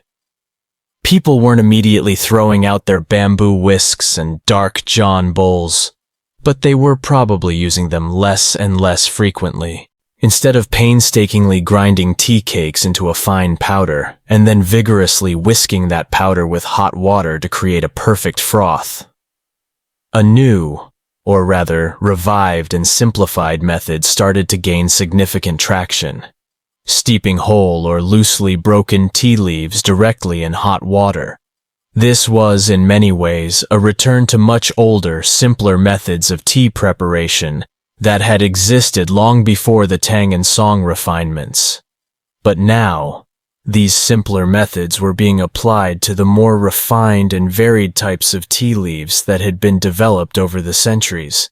Tea bricks and cakes were still produced and used, particularly for trade and transport over long distances, but the emphasis gradually began to shift towards loose-leaf tea. This fundamental change in the form of tea being consumed had a profound and lasting impact on the design and use of teaware. If you're no longer trying to create, display, and admire a perfect stable froth, then the dark glazed, deeply conical John bowls, so prized and essential in the Song dynasty, became far less functionally necessary. The crucial need to showcase that creamy white foam against a contrasting dark background diminished significantly. Consequently, during the Wayne dynasty, you start to see a discernible shift in the types of ceramics favored for tea consumption, while fine porcelain continued to be produced. Indeed, the Yuan dynasty is particularly famous for the significant development and burgeoning popularity of blue and white porcelain, which would go on to become a global phenomenon and a hallmark of Chinese ceramic exports. The specific shapes and glazes that were so intimately tied to the whipped tea culture of the song gradually faded from prominence. Tea bowls might become a little wider, perhaps shallower, more akin to general-purpose cups. The aesthetic focus shifted from the visual drama of the froth on the surface to the clarity, color, flavor, and aroma of the infused tea liquor itself. The tiny bowl aesthetic didn't disappear entirely, especially not for tasting rare or particularly high-quality teas, where concentration was still valued. But the super-specialized song competition bowl, the champion of *dusha**, lost its undisputed title. Mainstream historical fact. A very important development during the Yuan dynasty, and one that directly follows from the shift towards steeping loose leaves, was a significant increase in the production and use of teapots. While spouted vessels for pouring various liquids had, of course, existed for many centuries, the dedicated teapot, designed specifically for steeping loose tea leaves and then conveniently serving the resulting infusion, became much more common and widespread during this period. This marks a crucial, transformative step towards the methods of tea preparation that are most familiar to many of us around the world today. If you have a beloved teapot in your kitchen, whether it's a sturdy brown Betty, a delicate porcelain one, or a rustic stoneware pot, you can thank in part these shifting winds of change during the Yuan dynasty. No longer was it primarily about every individual meticulously whisking their own single bowl of tea. Now, a larger quantity of tea could be brewed in a communal pot and then shared amongst several people, leading to a more sociable and less formal tea experience. This widespread move towards steeping loose leaves also meant that the appearance of the tea leaves themselves, their shape, their size, their integrity, whether they unfurled beautifully and gracefully in the hot water, started to become a more important aesthetic consideration. With powdered tea, the original form of the leaf was completely obliterated in the grinding process. With steep tea, however, you could appreciate the dance of the leaves as they rehydrated and expanded in your cup, or more likely, within a glass or light-colored porcelain teapot. It was a different kind of visual aesthetic, one focused on the natural beauty of the leaf's transformation in hot water, rather than on the human skill involved in transforming powder into a perfect froth. One quirky tidbit from this era of transition relates to the Mongol rulers' attempts to control and manage tea production and trade, much like their Chinese predecessors had done. They quickly understood its significant economic value and its importance as a commodity. However, their relative unfamiliarity with the deeply ingrained, subtle nuances of Chinese tea culture sometimes led to rather heavy-handed or culturally insensitive approaches. There are records of Mongol officials trying to enforce strict tea monopolies or impose new taxes and regulations in ways that disrupted traditional supply chains, interfered with established cultivation practices, and sometimes alienated local populations who had, over centuries, refined tea cultivation, processing, and consumption into a high and delicate art. It's a classic historical case of new management coming in and not quite understanding or perhaps not fully appreciating the existing company culture. One can almost imagine a perplexed Mongol official observing a complex song-style tea ritual and thinking, "You want us to pay how much for this slightly bitter leaf water?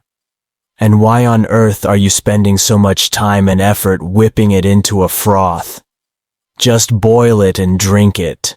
Historians still engage in scholarly debate about the extent to which the decline of whisked powdered tea during the Yuan was a direct result of Mongol preferences and policies versus broader socio-economic changes that might have already been underway towards the end of the Song dynasty.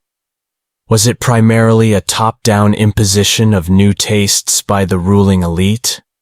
Or was society itself, perhaps weary of the complexities and expense of the high song tea culture, already naturally moving towards simpler, more accessible, and less demanding forms of tea enjoyment? It's likely, as is often the case in history, a complex combination of multiple factors. The elaborate song tea rituals were time-consuming, required specialized and often expensive equipment, and a considerable degree of learned skill. As the empire faced immense internal and external pressures during the transition from Song to Yuan, perhaps there was a natural societal drift towards less ostentatious, less labor-intensive, and more easily shared forms of cultural expression. The vibe shift, as the kids might say today, was definitely towards less whisking and more steeping. So, as you float serenely above this Yuan dynasty landscape, you see the grand, intense tea competitions of the song receding into memory, like a vivid but fading dream. The small, dark, lustrous John bowls are perhaps being carefully packed away by nostalgic scholars, or repurposed for other simpler uses, or even just gathering dust on a forgotten shelf. Instead, you might see a hardy Mongol warrior, still clad in his sturdy leather armor after a long journey, sharing a simpler, heartier brew from a more robust, perhaps wooden or roughly made ceramic cup, with his comrades around a campfire. Or you might observe a Chinese scholar, perhaps with a private sigh of nostalgia for the old, refined ways, carefully dropping a few precious whole tea leaves into a newly fashionable Yixing clay teapot, though Yixing where truly blossoms into its full glory a bit later, during the Ming. The seeds of its popularity are certainly being sown here in the Yuan. The tiny bowl isn't entirely gone from the scene, not by any means. For tasting very fine, rare, or particularly potent teas, especially those still appreciated for their concentrated essence, or for making multiple infusions, small cups would undoubtedly still be used and valued. But the specific context of the competitive frothed tea ceremony, the *dusha* that absolutely demanded those iconic dark, conical song bowls, is definitely fading into the past. The winds of change are blowing vigorously through the tea houses, the monasteries, and the scholarly retreats, carrying with them the distinct aroma of a new era in tea history, an era of steeping, of teapots, of appreciating the whole leaf, and of a different, perhaps more communal kind of tea appreciation. The intense focus spotlight on the tiny bowl as the critical stage for a perfect competitive froth is dimming, making way for new shapes, new materials, and new priorities in the long, fascinating, and ever-evolving story of tea. Let that sense of gentle transition carry you onward. The robust, somewhat bracing winds of the Yuan dynasty steppes gradually soften, their wild energy receding, giving way to a renewed flourishing of Han Chinese culture and aesthetics, though forever marked and subtly changed by the Mongol interlude. You sense a familiar artistic refinement returning to the air, but perhaps with a new pragmatic edge, a taste for elegant simplicity, for understated naturalness. We've now drifted gently, like a falling leaf, into the Ming dynasty, a long and relatively stable period in Chinese history, stretching from 1368 to 1644. If the Yuan dynasty saw the profound shift away from powdered tea begin in earnest, the Ming dynasty is where this change is fully cemented, where steeped loose-leaf tea becomes the undisputed mainstream, ushering in a golden era of teapots and, yes, still notably small but differently styled and purposed teacups. The elaborate obsession with whisked froth is now largely a distant, almost forgotten memory for most. Now, it's all about the clarity and color of the infused liquor, the complex aroma of the steeped leaf, and a certain scholarly, understated elegance in both the tea and its equipage.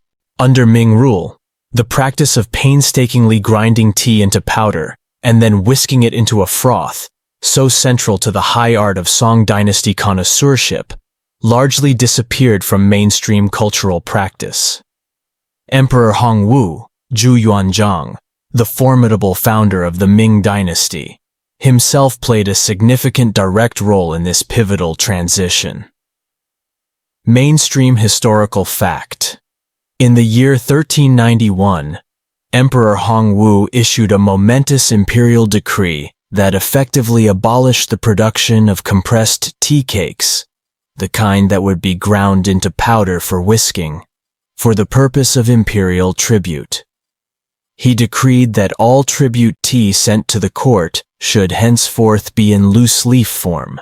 This was a hugely influential decision, driven perhaps by a desire to simplify the incredibly laborious and expensive process of producing and transporting tribute tea cakes, or maybe as a conscious effort to distance his new dynasty from the elaborate, and in his view, perhaps overly decadent and frivolous, customs of the fallen Song dynasty, which the Ming had replaced. Whatever the exact motivations behind this imperial edict, its impact on Chinese tea culture was profound and far-reaching. It effectively sounded the death knell for the widespread elite practice of whisking powdered tea. It was like the CEO of a major corporation announcing that the company was definitively pivoting from manufacturing typewriters to producing personal computers. The old way was officially over, at least at the highest echelons of society, and that influence would inevitably trickle down, with loose-leaf tea now firmly established as the standard, especially for high-quality teas. The methods of preparation naturally and logically changed. The teapot, which had already started to gain prominence during the Yuan dynasty, now became the undisputed star of the tea-making show. Instead of each individual meticulously whisking their own single portion of powdered tea in a bowl, a communal pot of loose-leaf tea would typically be brewed and then shared among several people. This encouraged a more relaxed, more sociable, and perhaps slightly less formal approach to tea drinking, though refinement, connoisseurship, and aesthetic appreciation certainly didn't vanish. They just took on a new form, a new focus. Now the quality of the loose leaves themselves, their appearance in dry form, their unbroken wholeness, their delicate scent, how they unfurled and danced when steeped in hot water, became paramount criteria for judgment. "Look at the exquisite tippy golden buds on this Chemin black tea," a Ming connoisseur might exclaim with delight, rather than, "Behold, my friends, the remarkable resilience and perfect cling of my painstakingly whisked froth." And what of the bowls in this new era? Or perhaps more accurately, what of the cups? As teapots took center stage for the act of brewing, the vessels used for the actual drinking of the tea became, well, smaller, shallower, and more distinctly cups, rather than the deeper, conical bowls that had been specifically designed for effective whisking. These Ming Dynasty teacups were often, though not invariably, smaller than their average Song Dynasty whisking bowl predecessors. But their characteristic smallness now served a slightly different, though related purpose. It wasn't about showcasing froth or facilitating the mechanics of whisking. Instead, these small cups were ideal for savoring the concentrated flavors and delicate aromas of fine loose-leaf teas. A key practice that developed and became widespread during the Ming, and continues to this day in Gongfu cha, was that of multiple infusions. High-quality loose-leaf tea can, and should, be steeped several times, with each successive steeping revealing different nuances of flavor, aroma, and mouthfeel. Small cups allowed drinkers to fully appreciate these subtle, evolving changes over several rounds of pouring from the teapot. Think of it as a tasting flight for tea. where each small cup offers a distinct, concentrated snapshot of the tea's unfolding character. You wouldn't want a giant, voluminous mug if you're trying to discern the delicate shift in notes from the first to the third, or even fifth infusion of a fine oolong or pu'er tea. The small cup encourages focus and appreciation of these subtle transitions. The materials and aesthetics of these Ming Dynasty teacups reflected the refined sensibilities of the era. Porcelain, especially from the great imperial kilns at Jingdezhen in Jiangxi province, reached new heights of technical perfection and artistic expression. Blue and white porcelain, which had begun its remarkable rise in popularity during the Yuan, became incredibly fashionable both domestically and as a highly prized export commodity, a true global brand recognized and coveted around the world. You'd also see incredibly delicate eggshell porcelain, so thin and translucent it was almost ethereal, and beautiful monochrome glazes in subtle shades of white, celadon green, or rich oxblood red. These cups were often exquisitely painted by skilled artisans with delicate scenes from nature, birds, flowers, landscapes, illustrations of poetic verses, or auspicious symbols. They were objects of refined beauty and sophisticated taste, but their primary role was to complement the tea, to allow its color and clarity to shine, rather than to be the main event in a competitive brewing process as the song bowls often were. The understated elegance of a simple, pure white porcelain cup which allowed the true color of the tea liquor, from pale jade to deep amber, to be fully appreciated, was also highly valued. It was generally less about the overt drama of the vessel itself, and more about the purity, subtlety, and overall harmony of the tea experience. Another incredibly important and influential development in teaware during the Ming Dynasty was the definitive rise to prominence of Yixing stoneware teapots and cups. Made from the unique purple clay, zisha, zisha, red clay or other distinctive clays found only in the region of Yixing, in Jiangsu province, these unglazed teapots were, and still are, highly prized by tea connoisseurs for their special properties. They are slightly porous and are said to absorb the flavor and aroma of the tea over time, with each subsequent brewing in a seasoned pot subtly enhancing the tea's character. Yixing teapots were often, though not exclusively, made in small sizes, designed for personal use or for serving just a few small cups at a time. Perfect for the multiple infusion method. The accompanying Yixing teacups were also typically small, often simple and unadorned in their form, and possessed an earthy, rustic charm that reflected a scholarly appreciation for natural materials, unpretentious simplicity, and tactile pleasure. Holding a warm, smooth Yixing cup, feeling its unique, unglazed texture against your palm and lips, became a new kind of tea pleasure. A very different sensory experience from handling glossy, refined porcelain. It was in many ways the aesthetic antithesis of the gleaming, highly decorated imperial porcelains, yet it was equally cherished by scholars and tea lovers for entirely different reasons. It's like preferring a well-worn, comfortable leather armchair to a gilded, ornate throne. Both have their distinct appeal and purpose. A quirky tidbit from the Ming era involves the rich and elaborate literary and artistic culture that grew up around the enjoyment of steeped tea. Scholars, poets, and painters wrote extensively about their tea experiences, often praising specific types of teapots, especially Yixingware, particular shapes or glazes of cups, or the qualities of water from certain famous springs. There were new manuals and treatises written on tea preparation, much like Lu Yu's *Cha Jing* from the Tang dynasty, but updated for the new age of steeped loose-leaf tea.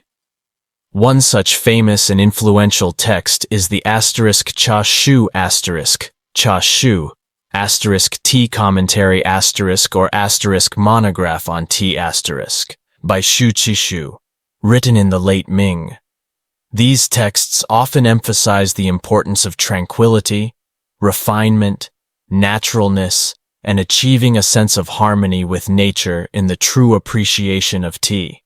You get a strong sense of tea becoming a cherished vehicle for philosophical contemplation, aesthetic enjoyment, and quiet personal cultivation, a peaceful pursuit for the cultured individual. Forget the intense tea battles of the song. This was tea as a path to inner peace, self-reflection, and connection with friends, perhaps accompanied by a side of very nice, very small, and very thoughtfully chosen ceramics. Historians still engage in some debate about how deeply and how quickly Emperor Hongwu's imperial ban on powdered tribute tea truly affected common tea practices outside of the elite court circles. While the wealthy, the literate, and the trend-setting classes certainly followed the imperial lead and enthusiastically embraced steeped loose-leaf tea, did the older practice of whisking powdered tea perhaps persist for longer in more remote conservative regions, or among certain subcultures or less affluent groups who might have still had access to cheaper tea bricks? Old habits, especially deeply ingrained cultural ones, often die hard. It's quite plausible that some forms of powdered tea enjoyment, perhaps simpler or more rustic versions, lingered on the fringes of society, maybe as cherished regional specialties or folk customs, even as the mainstream of tea culture moved decisively towards teapots, loose leaves, and infusion. It's a good reminder that history isn't always a clean, sharp break with the past. Old ways often fade slowly and unevenly, like the last lingering wisp of steam from a long-forgotten cup, or an old song that only a few people still remember how to sing. So, as you observe this tranquil Ming Dynasty scene in your mind's eye, the intense, focused energy of the song tea master meticulously whisking his froth is largely replaced by a more relaxed, contemplative, and sociable atmosphere. Picture a scholar, perhaps with long flowing sleeves and a wispy beard, sitting quietly in his sparsely furnished but elegant study, its paper windows looking out onto a bamboo grove or a small garden with a carp pond. A small, beautifully patinated Yixing teapot sits gently steaming on a tray beside him, perhaps accompanied by a few tiny porcelain cups. He carefully pours a fragrant, clear, amber-colored liquor from the teapot into one of these tiny cups, its sides perhaps decorated with delicate, hand-painted plum blossoms or a line of calligraphy.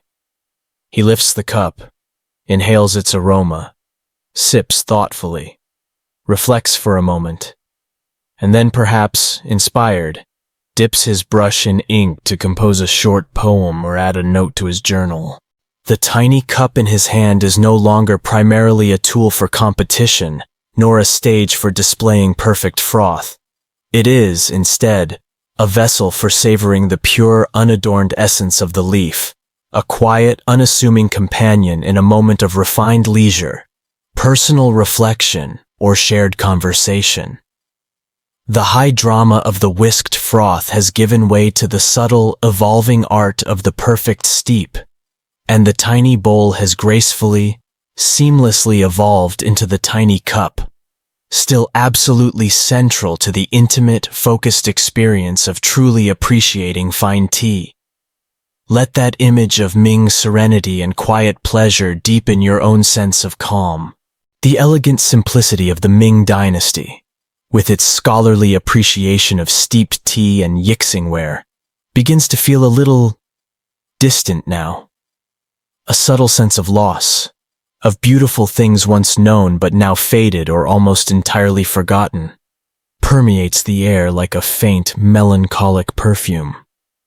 You're now drifting through the more shadowed, less illuminated archives of time, searching not for what was common or well documented, but for what has become exceptionally scarce, what has been largely lost to the relentless, inexorable march of changing tastes, evolving techniques, and the simple passage of millennia. We are now specifically hunting for the elusive ghosts of truly forgotten brewing methods. Those lost rituals and phantom flavors that might have once defined the very pinnacle of tea preparation, perhaps even beyond the famed Song Dynasty froth. We seek practices that might have coaxed even more ethereal, more nuanced, or more potent qualities from the tea leaf, often with their own unique, specialized, and likely very tiny ceremonial accoutrements, now silent and mysterious. Think of it for a moment. If the major shift from whisking powdered tea in the Song Dynasty to steeping loose leaves in the Ming Dynasty was such a profound and transformative change in Chinese tea culture, imagine all the subtle variations, the esoteric regional specialties, the hyper-specific, almost secret techniques developed for particular rare teas or for particular desired effects that might have existed for a time and then vanished almost without a trace when fashions changed dramatically, or when wars, famines, and other social upheavals disrupted the delicate, often oral chains of transmission of such specialized knowledge. We're talking about tea preparations that might have made even the most elaborate Song Dynasty *ducha* competitions look like child's play in terms of their complexity or subtlety, or that might have made the refined simplicity of Ming Dynasty steeping seem almost, well, too straightforward, too unsubtle for certain highly rarefied tastes or specific spiritual purposes. Perhaps these were brews designed not merely for competition, or for everyday solace and refreshment, or even for scholarly contemplation, but for inducing specific moods, heightened states of sensory awareness, profound tranquility, or even deep spiritual insights and mystical experiences. Practices and purposes now largely lost to us, existing only as faint whispers or intriguing possibilities. Reconstructing these truly lost rituals is an incredibly challenging task, far more difficult than studying the relatively well-documented practices of the Tang or Song. It's like trying to piece together a shattered ancient perfume bottle found in an archaeological dig, and from those few fragments, attempting to divine its original complex scent and the intentions of its long-dead creator. We have only tantalizing, often ambiguous clues, a cryptic, elusive line in an old obscure poem, a curiously shaped, unidentifiable vessel, unearthed from a forgotten tomb with no accompanying instructions or context, a half-remembered folk tale or local legend that hints at strange old customs. For example, some ancient texts occasionally allude to methods of roasting, baking, or steaming tea leaves in ways that are no longer commonly practiced or fully understood, or to the addition of very specific ingredients that have long since fallen out of favor. Not the relatively mundane salt, ginger, or onion of very early days, but perhaps rare, fragrant flower blossoms picked at a certain time of day, exotic spices sourced from distant lands, or even carefully prepared mineral elixirs or powdered jade, intended to synergize with the tea in unique alchemical ways. The surviving details, when they exist at all, are often frustratingly vague, open to multiple interpretations. What kind of flower blossom was used? How much of that exotic spice was added? Was the tea bowl specially shaped or made of a particular material to enhance that unique aroma or potent effect? These are the questions that haunt the dreams of dedicated tea historians. One can imagine, for instance, a hypothetical elixir tea ceremony, practiced perhaps by a reclusive, esoteric group of Taoist adepts or mountain hermits, far from the bustling cities and imperial courts.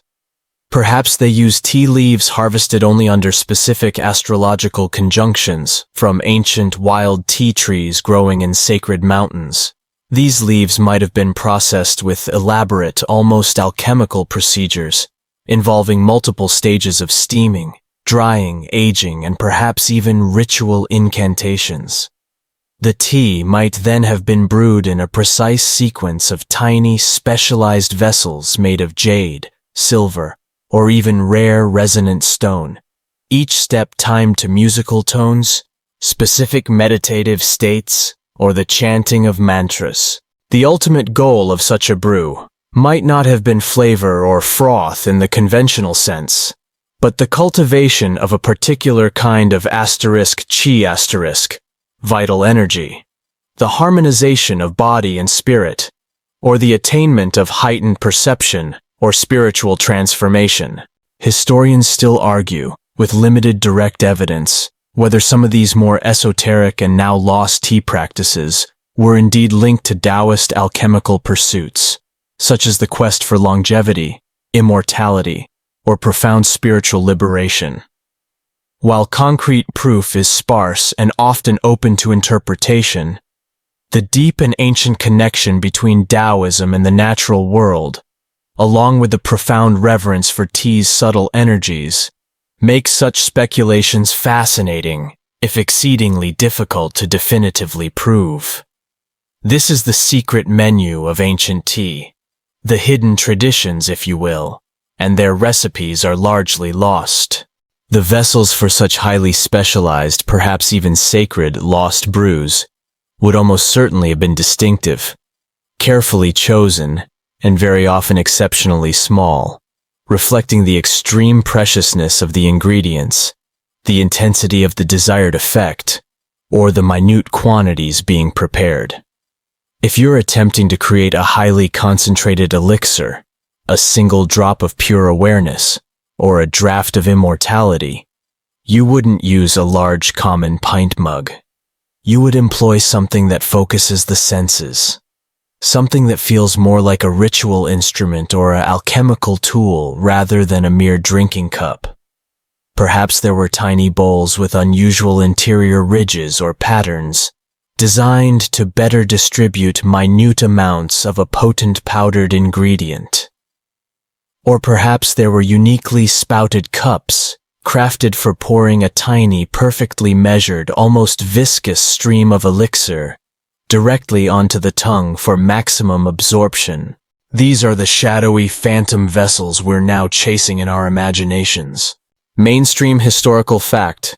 We know from Lu Yu's asterisk, Chajing asterisk, and other texts that specific water sources were considered absolutely crucial for high-level tea preparation, even in relatively mainstream tea culture.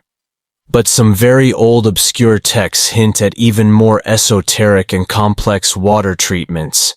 For instance, water for the most refined teas might have been aged for specific periods in certain types of porous earthenware jars, or meticulously filtered multiple times through layers of special sands, charcoals, or even crushed gemstones. Some accounts even speak of water being laboriously collected from dew found on particular plants at dawn, such as lotus leaves, all to achieve a supposedly superior, more vital quality for brewing the most exquisite and spiritually potent teas. Such almost unimaginable meticulousness strongly suggests that the teas themselves, for which such water was prepared, were being treated with equally painstaking, elaborate, and possibly now entirely forgotten methods of preparation and infusion. One simply cannot imagine someone going to the enormous trouble of collecting dew from thousands of lotus leaves just to make a bog-standard everyday cuppa. They were clearly aiming for something truly extraordinary, something transcendent. Is this dew from a south-facing lotus leaf gathered before the first ray of sun, Jeeves? One might imagine a highly discerning, slightly eccentric tea master inquiring.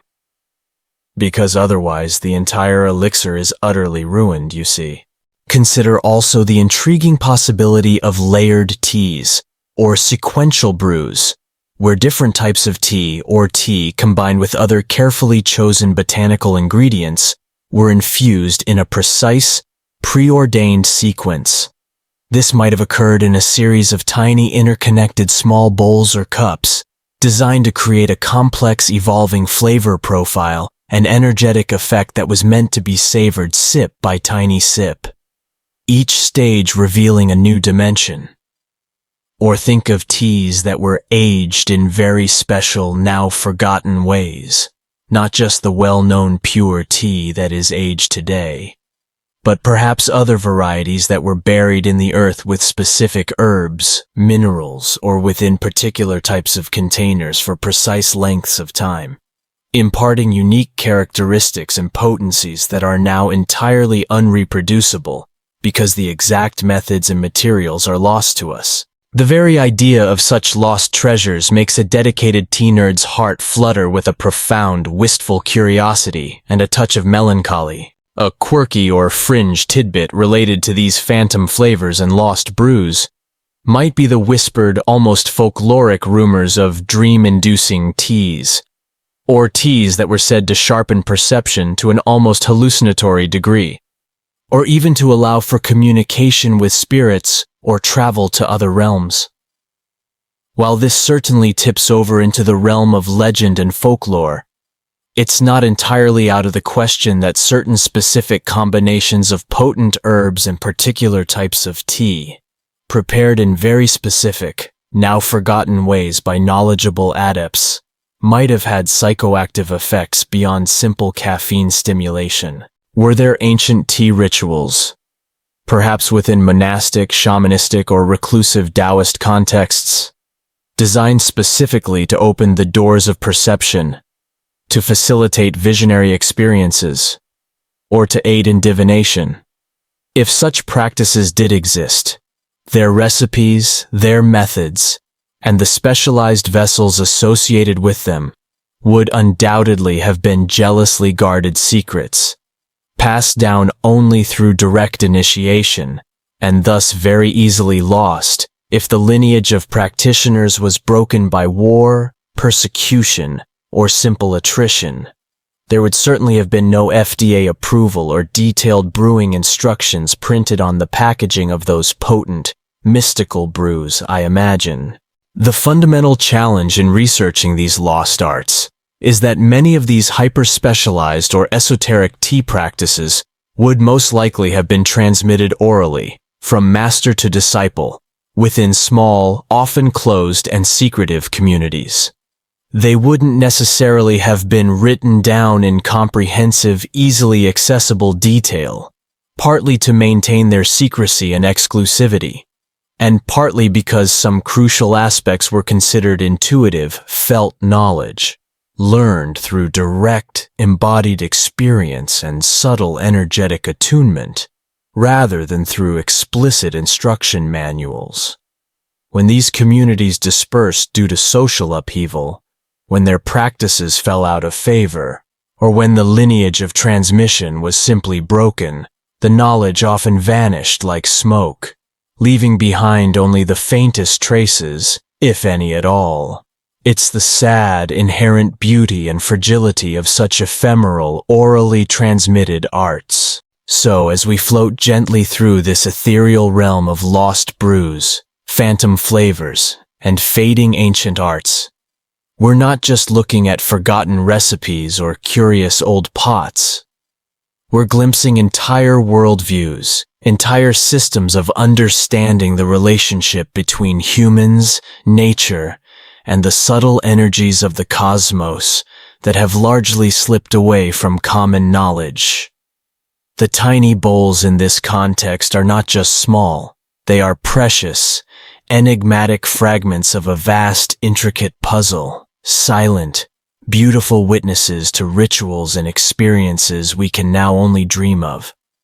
Each almost vanished technique, each curiously shaped vessel, whispers of a time when tea was perhaps even more magical, more mysterious, more potent than we commonly imagine it to be today. Our pursuit, in these sleepy moments, is to catch those faint whispers, to imagine the taste of a tea that no longer exists, brewed in a way that no one quite remembers, savored in a tiny, perfect bowl that now sits, mute and beautiful, in a glass case in a museum display, or perhaps still lies undiscovered, buried deep beneath the silent earth.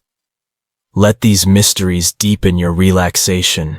Having peeked into the intriguing, tantalizing shadows of lost brewing methods and their phantom vessels, let's now zoom back out a little, allowing our focus to broaden, and contemplate a question that has been quietly steeping in the background throughout our entire sleepy journey tonight.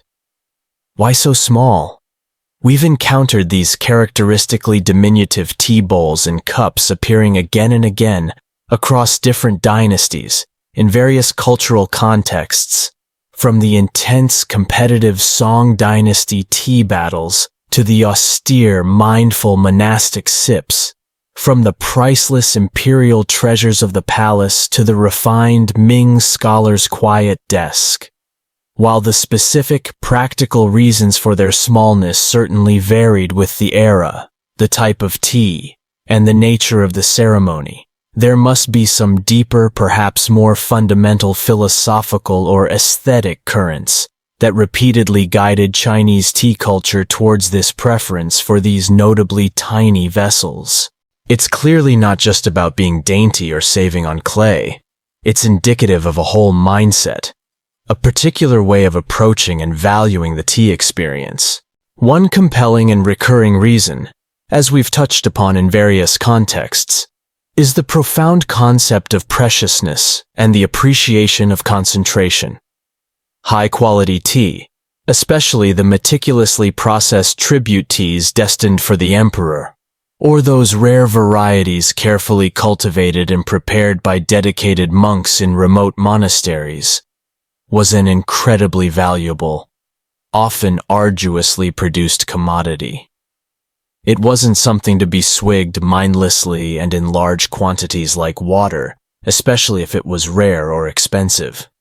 Using a small bowl or cup naturally, almost inevitably, encourages a more mindful, focused, and appreciative mode of consumption. Each sip becomes an event, something to be savored and contemplated. This approach inherently emphasizes quality over sheer quantity. If you possess something truly exquisite, be it a rare, flawless jewel, a drop of precious perfume, or a superlative, perfectly brewed tea, you don't present it in a giant bucket or a common jug. You offer it in a way that highlights its rarity, its potency, and its concentrated essence. A tiny bowl, by its very form, communicates a vital message. This is special, this is potent. Pay attention. It's a gentle but firm invitation to appreciate the profound that can be found in the minute, the exquisite in the small. Remember that ridiculously expensive Kopi Luwak coffee, famously processed by civets? You're not getting a trough of that, are you? You'll likely receive a small, precious serving, encouraging you to focus on its unique qualities. Another important aspect is the enhancement of focus and the deepening of sensory engagement. A small vessel, by its very nature, forces you to slow down your actions. You hold it differently, more delicately, more consciously than you would a large, hefty mug. You bring it to your nose more carefully, more deliberately, to inhale the subtle nuances of the aroma before you even think of sipping. The reduced volume of liquid in a small cup also means that the tea cools at a different, often faster rate. This can, in some cases, allow subtle shifts in flavor and aroma to be perceived more readily as the temperature changes. The entire experience becomes more intimate, more focused on the subtle, evolving dance of the tea's characteristics. It's simply harder to be distracted, to let your mind wander, when the entire universe of the tea experience is contained within a beautiful vessel that fits neatly and comfortably in the palm of your hand, or is held delicately between thumb and forefinger. It's a deliberate, mindful scaling down of the immediate world in order to enhance and intensify the immediate sensory input from the tea. Try mindfully savoring a single, perfect raspberry, noticing its texture, its aroma, its burst of flavor versus absent-mindedly wolfing down an entire punnet while watching television. It's a completely different quality of experience.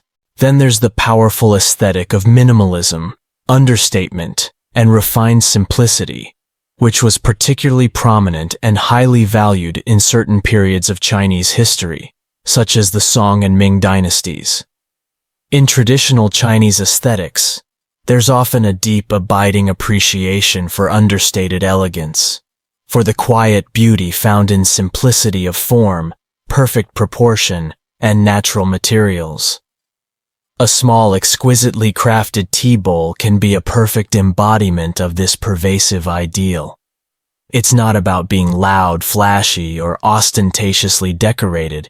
It's about a quiet, self-contained, almost introspective beauty. The negative space around the object, the way it sits in the hand, the balance and harmony of its form, the subtle texture of its glaze or clay. These are all crucial parts of its overall aesthetic appeal. A tiny bowl can feel more like a piece of miniature sculpture, a tiny work of art to be contemplated, than a mere utilitarian object for conveying liquid. It's the profound difference in sensibility between a single, perfectly arranged flower in a simple vase and a massive, sprawling, brightly colored bouquet. Both can be beautiful, of course, but they speak very different aesthetic languages and appeal to different modes of appreciation. This ties in beautifully with a broader philosophical undercurrent in much of Chinese thought that often values suggestion over explicit statement, emptiness over fullness, subtlety over display. A small tea bowl isn't just about the tea it physically contains. It's also about the space it implies, the ritual it suggests, the focused attention it demands. It leaves room for the imagination, for contemplation, for an inner resonance. Mainstream historical fact. Taoist philosophy, with its profound emphasis on simplicity, naturalness, living in harmony with the Tao, the way, and the concept of *wu wei*, often translated as non-action or effortless, spontaneous action, often resonated deeply with the understated aesthetics and mindful practices of tea culture. The unadorned natural beauty of a Yixing teapot or a simple subtly glazed celadon cup aligns perfectly with Taoist ideals of finding profound beauty in the uncarved block, the natural, unforced state of things. A tiny bowl is, in a way, a humble, eloquent admission that one doesn't actually need very much material substance to find deep contentment, or to connect with something profound, subtle, and beautiful. Furthermore, in some specific contexts, especially those involving communal tea drinking, or ceremonial settings that feature multiple infusions from a single pot of fine tea, as became particularly common in the Ming and later Qing dynasties with the development of Gongfu cha, small cups play a crucial role in allowing for equitable sharing and the repeated, evolving enjoyment of the brew. Everyone present receives a small, roughly equal portion of tea from each successive infusion. This allows all participants to experience the subtly changing character of the tea together, in a shared rhythm. If the cups were large, the teapot would be emptied too quickly, perhaps after only 1 or 2 servings per person, or some people might receive more of one particular infusion than another, leading to an inconsistent experience. The small cup facilitates a paced, shared, and communal appreciation. It's a very democratic and harmonious way to appreciate a very fine and often expensive beverage. No one person hogs the best part of the brew, or drinks so much that others miss out on later, perhaps even more nuanced infusions. A quirky tidbit that beautifully illustrates the profound philosophical weight and meaning given to even the smallest, most seemingly mundane aspects of tea culture comes from some of the scholarly interpretations and commentaries on Lu Yu's *Cha-Jing*. Scholars and tea lovers have pored over Lu Yu's precise words for many centuries, finding layers upon layers of meaning even in his detailed descriptions of the 24 essential tea utensils. The very act of prescribing specific tools, even tiny ones like the tea measure or the waste receptacle, and advocating for specific methodical methods of preparation, elevates the entire process from the mundane to the ritualistic, from the casual to the sacred. Some commentators argue that the careful, measured, and respectful approach to tea, perfectly symbolized by the controlled, small portions served in tiny bowls, was seen as a microcosm of a well-ordered life, a tangible way to cultivate personal discipline, inner balance, and outer harmony. So your tiny tea bowl wasn't just holding tea. It was potentially holding the very essence of self-cultivation, a tool for refining one's character. That's a lot of symbolic pressure and profound meaning to place on a humble little piece of pottery. Historians, archaeologists, and tea scholars still engage in thoughtful, ongoing discussions about the exact interplay and relative importance of these various factors. Practicality, like the cost of tea or the mechanics of whisking. Aesthetics, the appreciation of minimalism and refinement. And philosophy, Taoist ideals, the pursuit of harmony, in shaping the enduring preference for small tea bowls in so many periods of Chinese history. Was it primarily driven by the high economic cost of fine tea, or by the technical desire to create a better, more stable froth in the song? Or was it a manifestation of a deep-seated philosophical inclination towards the miniature, the concentrated, and the refined? The truth, as is so often the case with deeply ingrained and multifaceted cultural practices, is likely a complex, subtle brew of all these elements, with different aspects perhaps taking precedence in different eras, different social contexts, or for different individuals. It's rarely a single, simple, easily digestible answer when it comes to understanding the why behind such enduring cultural forms. It's like trying to explain exactly why a particular piece of music becomes a massive, timeless hit. There are many contributing factors, some obvious and technical, others far more intangible, emotional, and mysterious. So when you next see an image, whether in a museum, a book, or your own mind's eye, of an ancient Chinese tea ceremony featuring those impossibly small, delicate bowls, remember that their size is not just a matter of whim, or a lack of available clay, or an inability to make larger vessels. It's almost always a deliberate, meaningful choice. A choice freighted with layers of cultural, aesthetic, and philosophical significance. It's about a profound respect for the tea leaf itself, about fostering a focused and heightened sensory experience, about an aesthetic sensibility that finds deep and abiding beauty in subtlety and understatement, and perhaps, most profoundly, about a philosophical understanding that the greatest truths, the most potent essences, can often be found and best appreciated in the smallest, most humble, and most carefully considered of vessels. The tiny bowl, in its quiet dignity, is a gentle teacher, inviting you to look closer, sip slower, breathe deeper, and appreciate more fully. Let that thought bring a sense of peace and focus to your mind. Having pondered the profound and multifaceted why behind those characteristically diminutive Chinese tea vessels, let's now allow our gentle, sleepy gaze to briefly ripple outwards, like the delicate concentric circles spreading across the surface of a still pond from a single tiny pebble dropped into its center. For just a moment, as you continue to drift, you can sense the subtle yet powerful tendrils of these ancient Chinese tea ceremonies and their distinctive tiny bowls, reaching out beyond the traditional borders of the Middle Kingdom, influencing neighboring cultures and eventually, the wider world. The influence, though often transformed, reinterpreted, and adapted to fit new cultural contexts, is undeniable and fascinating.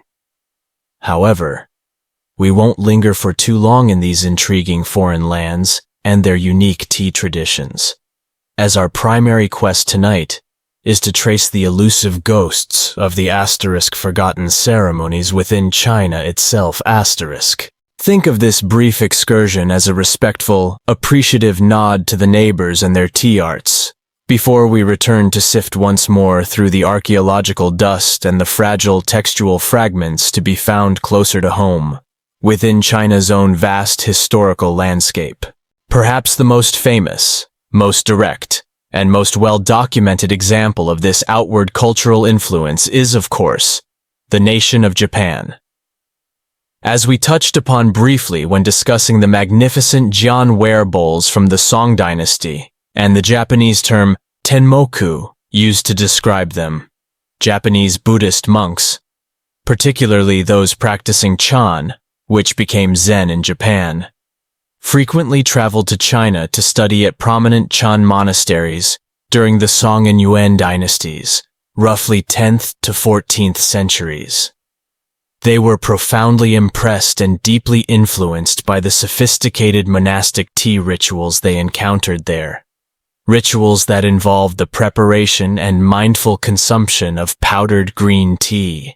These monks brought back to Japan not only precious tea seeds and advanced cultivation methods, but also the aesthetic principles, the philosophical underpinnings, and the practical techniques of Chinese tea practice, including the use of powdered tea, matcha's ancestor, bamboo whisks, and crucially for our story, the dark-glazed, often small Jian-style tea bowls. Mainstream historical fact: the highly refined Japanese tea ceremony, or chanoyu, chanotang, literally hot water for tea, often translated as the way of tea, evolved directly from these imported Chinese Chan Buddhist tea rituals.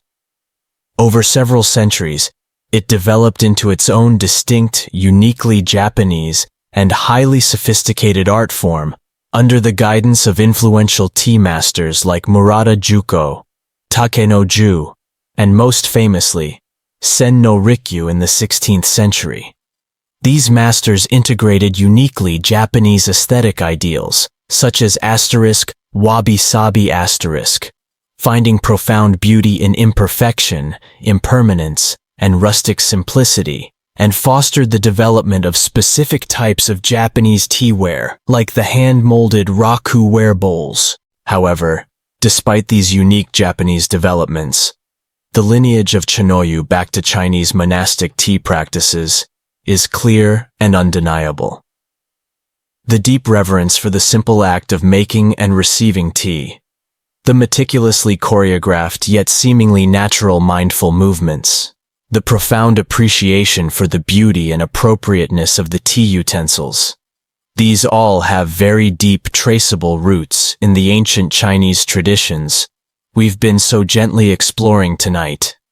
Even the enduring preference for certain types of tea bowls in the Japanese tea ceremony, particularly those with dark glazes or rustic textures, can often be traced back to the original Chinese Jian ware and other Song dynasty ceramics that they emulated, adapted, and eventually transformed into something uniquely their own. So, when you see a Japanese tea master today, perhaps in a film or a demonstration, using a bamboo whisk, to prepare vibrant green matcha in a simple rustic raku bowl, you are witnessing a beautiful living echo of those Song dynasty Chan monks and their cherished Jian ware. It's like encountering a distant cousin who bears a striking, unmistakable resemblance to a shared, revered ancestor. Beyond the profound influence on Japan, other neighboring cultures in East Asia also felt the gentle but persistent ripples of Chinese tea culture. Korea, for instance, developed its own elegant and refined tea traditions, known as dado, chadao, also the way of tea, which shares significant historical connections with Chinese practices, particularly those from the Tang and Song periods when cultural exchange was frequent. Korean celadons from the Goryeo dynasty, 918–1392, are world-renowned for their exquisite beauty, their subtle jade green glazes, and their elegant forms, and were certainly used for enjoying tea. These celadons show a deep appreciation for refined ceramic art and the aesthetics of tea that is very similar to that found in contemporaneous China, while the specific rituals, the types of tea favored, and the styles of bowls evolved differently in Korea over time. The underlying respect for tea as something more than just a simple beverage, as a path to refinement and mindfulness, is a strongly shared cultural thread. You could easily imagine learned scholars and serene monks in Silla or Goryeo period Korea appreciating a fine, delicately prepared tea in a beautifully crafted small celadon bowl, perhaps discussing philosophy, composing poetry, or simply enjoying a moment of quiet contemplation, much like their counterparts were doing across the Yellow Sea in China. Even further afield, elements of Chinese tea culture, including the tea plant itself, Camellia sinensis, and various methods of its consumption, eventually made their slow but steady way along the arduous ancient trade routes, such as the famous Silk Road. This gradually influenced beverage practices in parts of Central Asia, the Middle East, and eventually, much later, these influences reached Europe and subsequently the rest of the world. Though by the time tea became a global phenomenon, the specific ancient ceremonies and the uniquely tiny bowls we're focused on tonight had largely transformed or faded from mainstream practice even within China itself. The robust, compressed brick tea, for example, was a vital and highly valued trade commodity with Tibetan, Mongolian, and other nomadic peoples of Central Asia. In these cultures, tea was often prepared very differently, churned with yak butter, milk, and salt to create a hearty, warming, and highly sustaining brew suited to their harsh climates and demanding lifestyles. A world away from a delicate Song dynasty froth meticulously whisked in a tiny John bowl, but still undeniably part of tea's grand, sprawling, and wonderfully diverse family tree.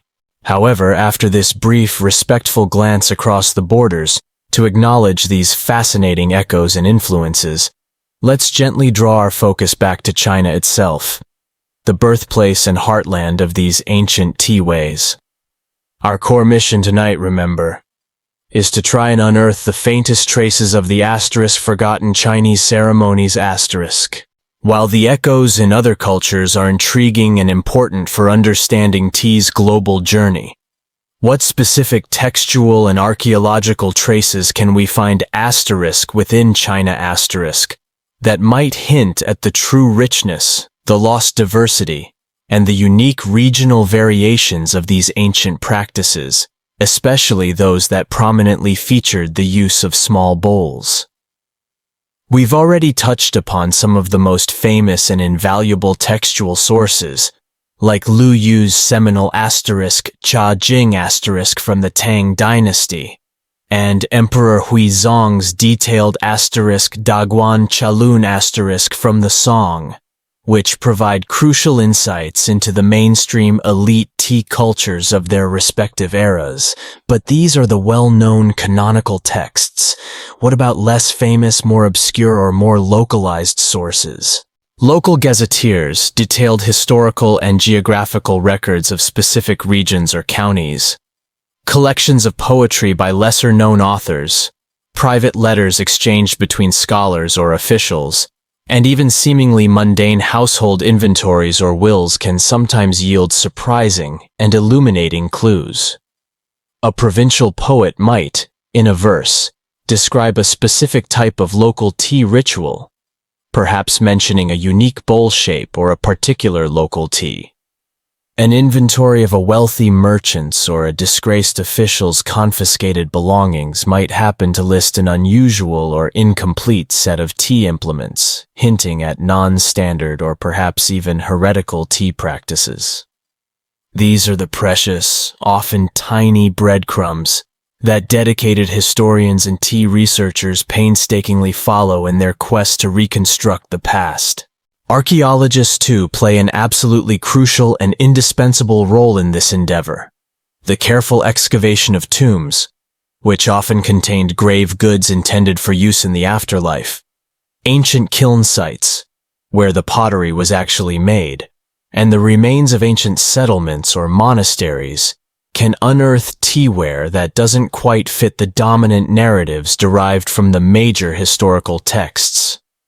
For instance, a cluster of unusually small, uniquely glazed, or strangely shaped bowls found in a remote provincial tomb, far from the major cultural centers, might suggest the existence of a forgotten regional tea ceremony, a local tradition that never made it into the official histories or the literary canons of the elite. Historians and archaeologists still engage in lively, often complex debates about the proper interpretation of such finds. Are these unusual vessels definitive evidence of a truly lost ritual? Or are they simply charming local variations on already known themes and practices? Or more prosaically, are they perhaps even items unrelated to tea altogether, which just happen to look like they could be teaware to our modern tea-obsessed eyes? It's intricate detective work, often performed with very old, very fragile, and highly ambiguous clues. Was this tiny, exquisitely thin shard of porcelain part of a set used for an ultra-rare, now extinct white tea ceremony? The archaeologist might ponder. Or was it just a component of a wealthy child's elaborate dollhouse set from the Song dynasty? The answers are rarely straightforward. Consider, for example, the truly myriad regional ceramic traditions that flourished throughout Chinese history. While major, imperially patronized or highly acclaimed kilns like Yue, Ding, Guan, Ru, or Jian gained empire-wide and even international fame for their distinctive wares, countless smaller local kilns operated across the vast expanse of China, producing ceramics primarily for their own surrounding communities. It's entirely plausible, indeed highly probable, that some of these local kilns crafted specific types of small bowls or other tea-related vessels that were designed to suit particular local tea customs, using locally sourced clays and glazes, practices that never achieved widespread recognition and thus never made it into the official historical records or the celebrated literary canons. These would be truly forgotten ceremonies, perhaps practiced by ordinary people in their daily lives, or by specific regional elites, whose humble or unique tiny vessels now lie undiscovered, or if found, unrecognized, still buried deep within the earth, or perhaps misidentified in museum storage rooms. It's like searching for a rare, unrecorded folk song, passed down through generations in a remote village, versus analyzing a chart-topping hit that everyone knows. A quirky tidbit here could be the exciting potential for the reinterpretation of certain existing archaeological finds. For instance, small, enigmatic ceramic objects that were found in tombs decades or even centuries ago, and were previously labeled vaguely by excavators as ritual items of unknown purpose, or miniature funerary vessels, might, upon closer re-examination by a specialist with a deep knowledge of historical tea culture and a keen eye, be reconsidered and re-identified as part of a lost tea equipage. This process requires looking at old, familiar evidence with new eyes, with a specific, informed question in mind. Perhaps that strange little spoon, once thought to be for dispensing incense powder, wasn't for incense at all, but was perfectly designed for measuring a precise quantity of a rare powdered tea for a specific, forgotten brewing technique. The past is always open to new interpretations. So, while the beautiful and profound echoes of Chinese tea culture resonated powerfully in Japan, Korea, and elsewhere, our gentle journey now pulls us back, with focused intent, to the source, to the vast and ancient land where these diverse traditions first blossomed, flourished, and where many, inevitably also faded into obscurity, or were transformed beyond easy recognition. We must continue to sift, ever so gently, through the faint, fragile traces left behind in ancient texts, in poetry, in art, and in the silent, eloquent testimony of unearthed clay, always seeking those elusive, forgotten Chinese tea ceremonies and the tiny, precious bowls that were once their heart, their soul, their quiet center. The hunt for these domestic phantoms, these beautiful ghosts of tea past, continues, lulling us ever deeper into a state of peaceful curiosity. The resonant echoes of grand imperial pronouncements about tribute tea, and the refined, scholarly gatherings with their poetic discussions of yixing pots and porcelain cups, begin to fade somewhat, replaced by a quieter, more dispersed and perhaps more fragmented hum. You're drifting now, gently, closer to our own time, though still maintaining a respectful, historical distance. We are searching for the faintest whispers, the most subtle traces, of those ancient, forgotten tea ceremonies as they might or might not manifest in the modern world. Are they entirely gone, vanished without a trace, like smoke dissipated on a strong wind, or like words written in water? Or do subtle traces, like the persistent, delicate fragrance that can linger for decades inside an old, well-sealed tea caddy, still linger on in unexpected corners, perhaps in certain modern artistic interpretations, meticulously researched historical revivals, or even unconsciously preserved folk traditions?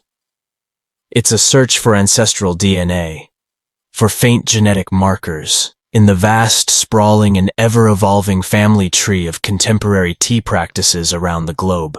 Of course, the most direct, vibrant, and widely recognized continuation of historical Chinese tea culture, as it evolved into the later imperial period, is seen in the practice of gongfu cha, often translated as skillful tea or tea requiring great skill effort.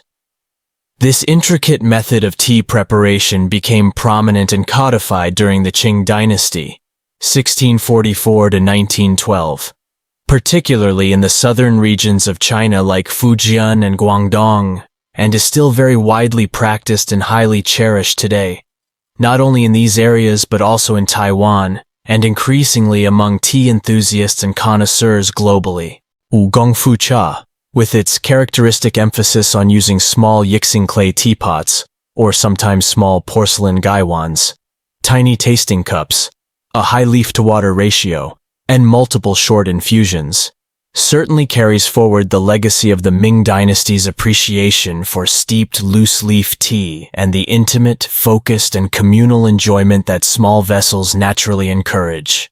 Mainstream historical fact: the core principles and aesthetics of gongfu cha, such as using a proportionally large amount of tea leaves in a small brewing vessel, making a series of very short infusions, often just seconds long, and savoring the evolving flavors and aromas in tiny thimble-sized cups, are a direct and demonstrable legacy of centuries of Chinese tea refinement, stretching back through the Ming and even earlier periods.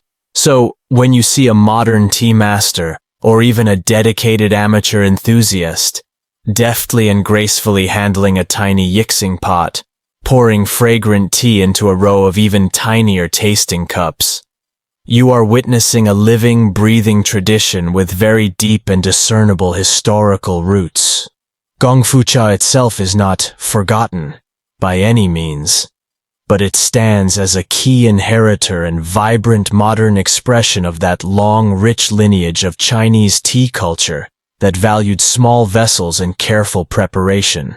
However, our specific quest tonight has been particularly focused on the truly forgotten ceremonies and the distinctive tiny bowls that characterized earlier periods, such as the Song Dynasty's elaborate whipped tea rituals with their iconic jianware. Are there any conscious, dedicated attempts in the modern world to research, understand, and perhaps even revive these more ancient, now largely defunct practices? The answer is a tentative, cautious, yet hopeful yes, though it's often more a matter of scholarly reconstruction, artistic interpretation, or historical reenactment rather than a direct, unbroken lineage of practice.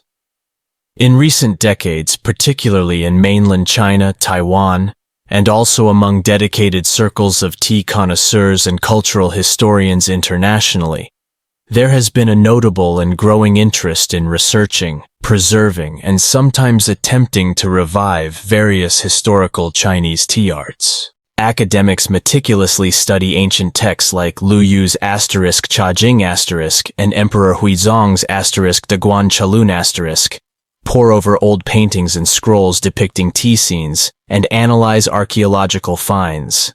Meanwhile, talented ceramicists experiment with recreating historical glaze effects like Jean Ware's elusive hare's fur, or shimmering oil spot, or attempt to reproduce the delicate forms of Tang and Song porcelain. You might, if you search diligently, find niche groups of enthusiasts, cultural societies, or even some specialized tea houses or university departments that attempt to reenact Tang or Song-style tea preparations. These dedicated individuals might meticulously source or commission accurate reproductions of ancient tea implements. The stone mill for grinding the tea cake into fine powder, the specific types of charcoal and braziers for heating the water, the bamboo whisk, the Chaxian *, and of course the characteristic dark-glazed conical bowls like Yue Celadon's or Jian Ware. These reenactments or demonstrations are often more about historical appreciation, cultural education, and preserving intangible heritage than about establishing a widespread daily practice. But they play a vital role in helping to keep the memory, the aesthetics, and the spirit of these lost arts alive for new generations. It's somewhat like a historical reenactment society that focuses on medieval battles, but in this case, for ancient tea ceremonies, and probably with significantly less fake sword fighting and considerably more serene, contemplative sipping. One can almost imagine a modern enthusiast, dressed in period costume, carefully whisking tea and exclaiming, "Harold, my dear fellow, you've regrettably over-whisked your point of frost."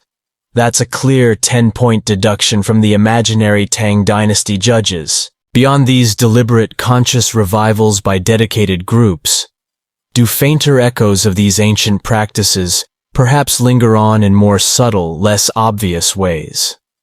Perhaps they survive in certain obscure, regional folk traditions or local customs that have, by sheer chance or geographical isolation, unconsciously preserved older elements of tea preparation or consumption that have long since disappeared from the mainstream. Or perhaps it's in the way some modern tea drinkers, even without any specific knowledge of the deep historical context, find themselves instinctively drawn to using smaller cups or bowls for appreciating very fine, high-quality teas, intuitively understanding that this somehow enhances the experience, allowing for greater concentration and appreciation of subtle nuances. It's like a kind of cultural muscle memory, an ingrained aesthetic preference that can survive even when the original, explicit reasons for it have been largely forgotten. A quirky tidbit in this context is the often unexpected influence of popular culture, such as historical manga and anime from Japan, or lavishly produced historical television dramas from China and Korea, in popularizing certain archaic aesthetics, including those related to ancient tea ceremonies. A beautifully animated or filmed scene depicting a character gracefully performing a Tang or Song-style tea ceremony, even if it's historically simplified or romanticized for dramatic effect, can spark widespread curiosity and a genuine desire among viewers to learn more about these old traditions. This can, in turn, potentially lead new generations to explore these older, once-forgotten tea arts. Sometimes popular culture can act as an unexpected, accessible museum, preserving and transmitting fragments of the past to a vast audience, albeit often with a fair bit of artistic license and historical inaccuracies. You might even see a sudden surge in market demand for ancient-style tea bowls or other tea paraphernalia, immediately after a popular television show features them prominently, even if the on-screen ceremony depicted was more fantasy than historical fact. Historians and purists still engage in lively, sometimes heated arguments about the authenticity and historical accuracy of many of these modern revivals or popular interpretations. Can we ever truly, authentically recreate a forgotten ceremony when so much of the embodied knowledge, the subtle intuitive gestures, the precise timing learned through years of practice, the specific sensory cues and aesthetic judgments that a Tang or Song tea master would have instinctively understood and responded to, is now irrevocably lost to the passage of time? Or are these modern interpretations and artistic recreations valuable and legitimate in their own right, as new creative expressions inspired by, but not slavishly beholden to, the distant past? It's a delicate, ongoing balance between striving for historical fidelity and allowing for contemporary creativity and personal expression. It's somewhat like trying to perform an ancient piece of music by Beethoven or Bach on a rediscovered period instrument. One can meticulously research historical performance practices and aim for utmost accuracy, but the performance will inevitably be shaped and informed by modern understanding, sensibilities, and artistic choices. Consider also, as you drift, the inspiring way in which many modern studio potters and ceramic artists around the world sometimes draw profound inspiration from ancient Chinese teaware. You'll see highly skilled contemporary ceramicists creating breathtakingly beautiful, often small tea bowls that are not intended as direct slavish reproductions of Song or Tang period pieces, but are clearly and deeply influenced by their elegant forms, their unique glazes, their tactile qualities, and the overarching spirit of refined simplicity or rustic natural elegance that characterize those ancient wares. These artists are, in a very real and meaningful way, carrying on a silent, creative dialogue with those anonymous ancient potters from centuries past, thoughtfully reinterpreting and translating the old aesthetics into a vibrant, contemporary ceramic language. Their tiny bowls might not be explicitly designed for a specific forgotten ceremony, but they are very often created with a similar intention, for a mindful, appreciative, and deeply personal tea-drinking experience. So the whispers of those long-forgotten ceremonies are not entirely silent in our modern world. They murmur gently in the dedicated, passionate efforts of historical revivalists and cultural preservationists. They resonate in the scholarly articles and academic monographs that painstakingly piece together fragmented clues from ancient texts and archaeological digs. They live anew in the sensitive hands and creative vision of modern potters who draw inspiration from the past. And perhaps, most subtly and pervasively, they even echo in the intuitive preferences and quiet moments of appreciation experienced by today's ordinary tea lovers around the globe. The exact, precise choreography of a Hai Tang Dynasty court tea ritual, or the specific emotional tenor and competitive intensity of a Song Dynasty *Dusha* gathering, may indeed be largely lost to the irreversible flow of time, like words whispered into the wind. But the enduring essence, that deep human pursuit of beauty, of mindfulness, of connection, and of meaning, all found through the humble tea leaf and its carefully chosen, often exquisitely tiny vessel, continues to find new life and fresh expressions. The potent phantom of the tiny bowl, it seems, still casts a long, rather elegant, and deeply inspiring shadow across our contemporary world. Let that thought comfort you as you drift. And so, our long shared night's journey, drifting slowly and peacefully on those fragrant invisible mists of time, begins to draw gently, almost imperceptibly, towards its quiet and serene close. We've chased the ethereal, elusive specters of forgotten Chinese tea ceremonies down through the long corridors of history. We've peered with quiet wonder into the delicate, profound depths of their tiny, precious bowls. And we've listened with patient ears for the faintest, most subtle echoes of these ancient practices in our own modern world. The last lingering wisps of steam from these ancient phantom brews are now starting to mingle with the soft, diffused light of an impending dawn in our shared imaginative space, the space where dreams are born.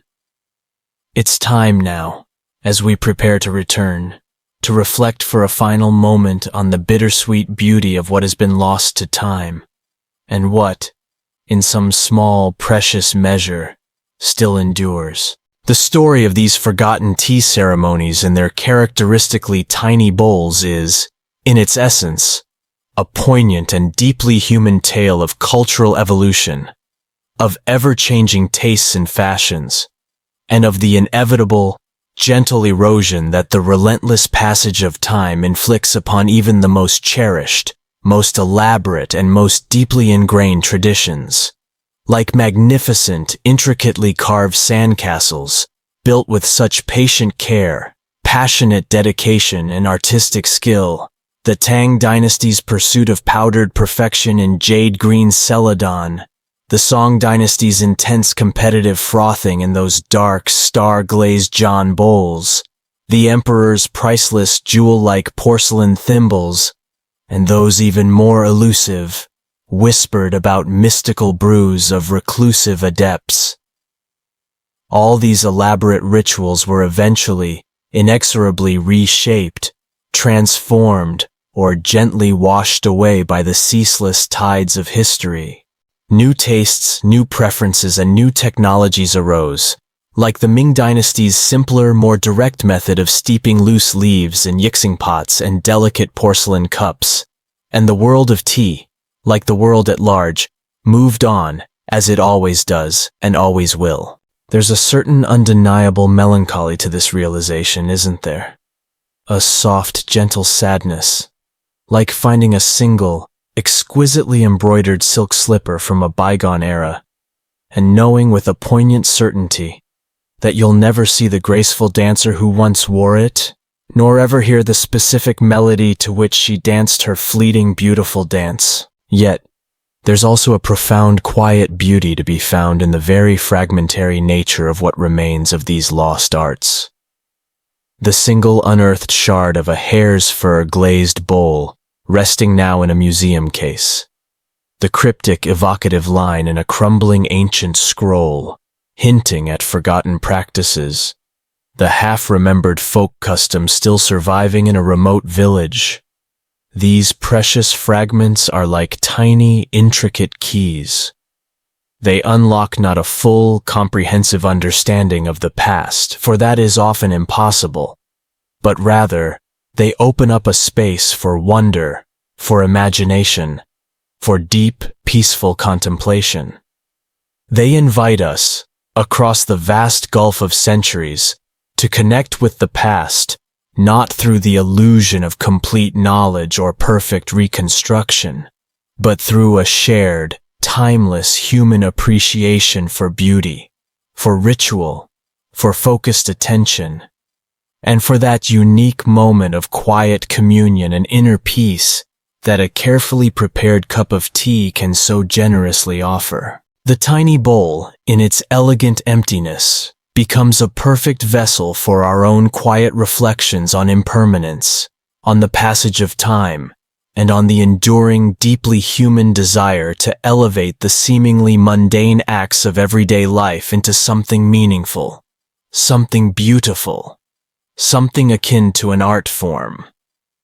It gently reminds us that not everything precious or profound needs to be monumental in scale, or loudly shout its existence to the world.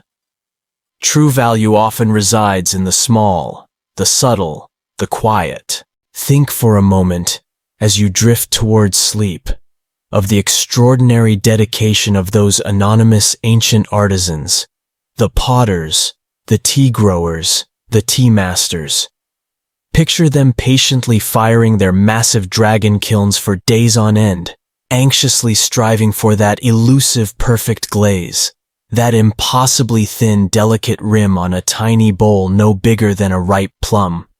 Or envision the focused, almost meditative intensity of the Song Dynasty tea master, his every movement precise and economical, whisking and observing, searching with unwavering concentration for that ideal, stable froth, that perfect transient moment of captured beauty. Or feel the quiet, simple reverence of the Chan Buddhist monk, finding essential wakefulness, clarity, and deep mindfulness in his humble, unadorned small bowl of tea. These distinctly human endeavors, these pursuits of perfection and meaning, even if the specific ceremonies and contexts in which they occurred are now largely lost or forgotten, still speak powerfully and directly to us across the silent centuries. Their unwavering pursuit of excellence, their profound appreciation for subtle nuance, their deep desire to create something special, something meaningful, something beautiful, around the simple, everyday act of drinking tea. These are timeless human aspirations that resonate deeply within us still. Mainstream historical fact.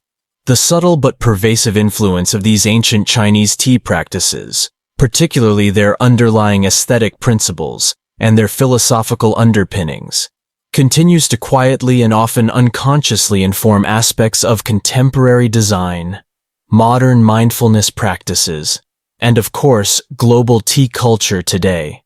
Even if the direct historical lineage is often unrecognized or unacknowledged, that inherent appreciation for simplicity, for natural materials, for finding beauty in imperfection, an idea later so eloquently articulated in the Japanese concept of wabi-sabi asterisk, which itself has deep roots in these earlier Chinese Taoist and Chan Buddhist sensibilities, has a surprisingly long, resilient, and far-reaching influence. The quiet spirit of those ancient tiny bowls, valuing the concentrated essence, the mindful moment, the beauty of the small, lives on in countless subtle ways. A final quirky tidbit for our very sleepy contemplation tonight. Imagine an archaeologist many centuries from now, carefully unearthing a perfectly preserved modern-day smartphone from the buried ruins of one of our cities. They might puzzle intently over its sleek, dark, rectangular form, its cryptic symbols, its strange internal components. Would they ever truly understand its original purpose, its complex rituals, its central role in our 21st century lives? Would they comprehend our endless scrolling through social media feeds? Our frantic, almost obsessive tapping on glass screens? Our ceremonial posting of carefully curated food pictures or selfies? Perhaps they'd eventually label it a ritual, communication, and information device of unknown but clearly vital significance, much like we sometimes label enigmatic ancient objects whose precise functions have been lost to time. It's a humbling thought, a gentle reminder that what seems so vital, so central, so indispensable to our own lives today, may well become a forgotten, puzzling curiosity for future generations. Its intricate ceremonies and rituals lost to the mists of their future. Perhaps one day, far in the distant future, someone will create a long, soothing, bedtime history about the forgotten rituals of the glowing rectangle and its tiny, mysterious icons. Historians, archaeologists, and tea scholars will undoubtedly continue to argue, to research, and to reinterpret the evidence related to these lost tea ways. Were there indeed ancient Chinese tea sommeliers with palates so incredibly refined they could tell you the specific hillside, perhaps even the individual bush, from which a tea leaf grew, just from one tiny sip from a miniature bowl? How widespread were the most esoteric, mystical, or alchemical tea practices? And how much of what we think we know about them is actually romanticized reconstruction, wishful thinking, or later embellishment? These fascinating, open-ended questions are an intrinsic part of the enduring allure of this subject. The mists of time are unlikely to ever fully clear and reveal all the answers with perfect clarity. And perhaps, in some ways, that's for the best. Some mysteries are ultimately more beautiful, more evocative, and more conducive to wonder when they remain slightly out of reach, forever inviting our gentle speculation. So, as we allow these tranquil images of ancient tea ceremonies and tiny, precious bowls to slowly fade from our mind's eye, like the last colors of a setting sun, take with you, if you will, the imaginary aroma of that phantom brew, the imagined warmth of that tiny, perfectly imperfect bowl held gently in your hands. These forgotten ceremonies may indeed be largely lost to the everyday practices of our modern world, but they leave behind a profound legacy of refinement, a quiet testament to the remarkable human ability to find deep meaning, solace, and extraordinary beauty in the simplest of things. The tea has long since cooled in those ancient bowls. The prized froth has long since faded. The tiny vessels themselves are perhaps now just cherished, silent museum pieces or scattered buried shards of clay. But the spirit of that ancient devotion, that mindful, loving attention to the small, the subtle, and the beautiful, can still inspire a moment of quiet appreciation, a touch of serene ceremony in our own often hurried modern lives. Perhaps the next time you make yourself a cup of tea, no matter how humble the brew or how ordinary the mug, you can spare a gentle thought for those ancient masters and their exquisite tiny vessels, and in doing so, bring a little of that forgotten ceremony, that timeless mindfulness, into your own quiet moment of peace. The faint, lingering scent of ancient leaves and phantom steam begins to recede now, gently, slowly, taking with it the images of jade-green powders, of star-dusted glazes, and of hands so carefully, so reverently cradling those impossibly small, infinitely precious bowls.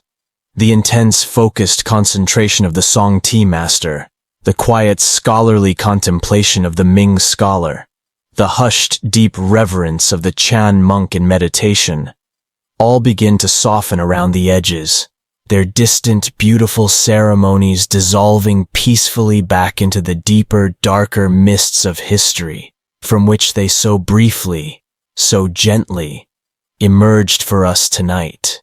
Feel the immense weight of those accumulated centuries, those millennia of human experience, gently lifting from your mind, replaced now by the comforting, familiar sensations of your own quiet room, the gentle, rhythmic rise and fall of your own breath, the soft support of your bed. The tiny bowls, having generously shared their silent, eloquent stories with us, now rest once more in the soft, forgiving earth of memory.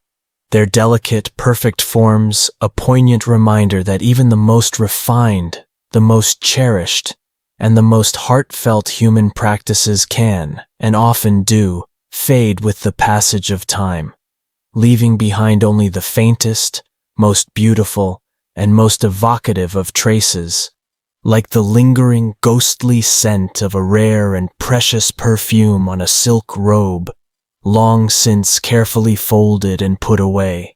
Let the peaceful journey we've taken together tonight settle deeply within you, not as a collection of historical facts to be actively recalled or analyzed, but as a series of soothing, calming impressions. A gentle, continuous murmur from a world long since past, A world where the entire universe, with all its beauty and mystery, could indeed be held and deeply, fully appreciated within the tiny, humble compass of a single, small cup.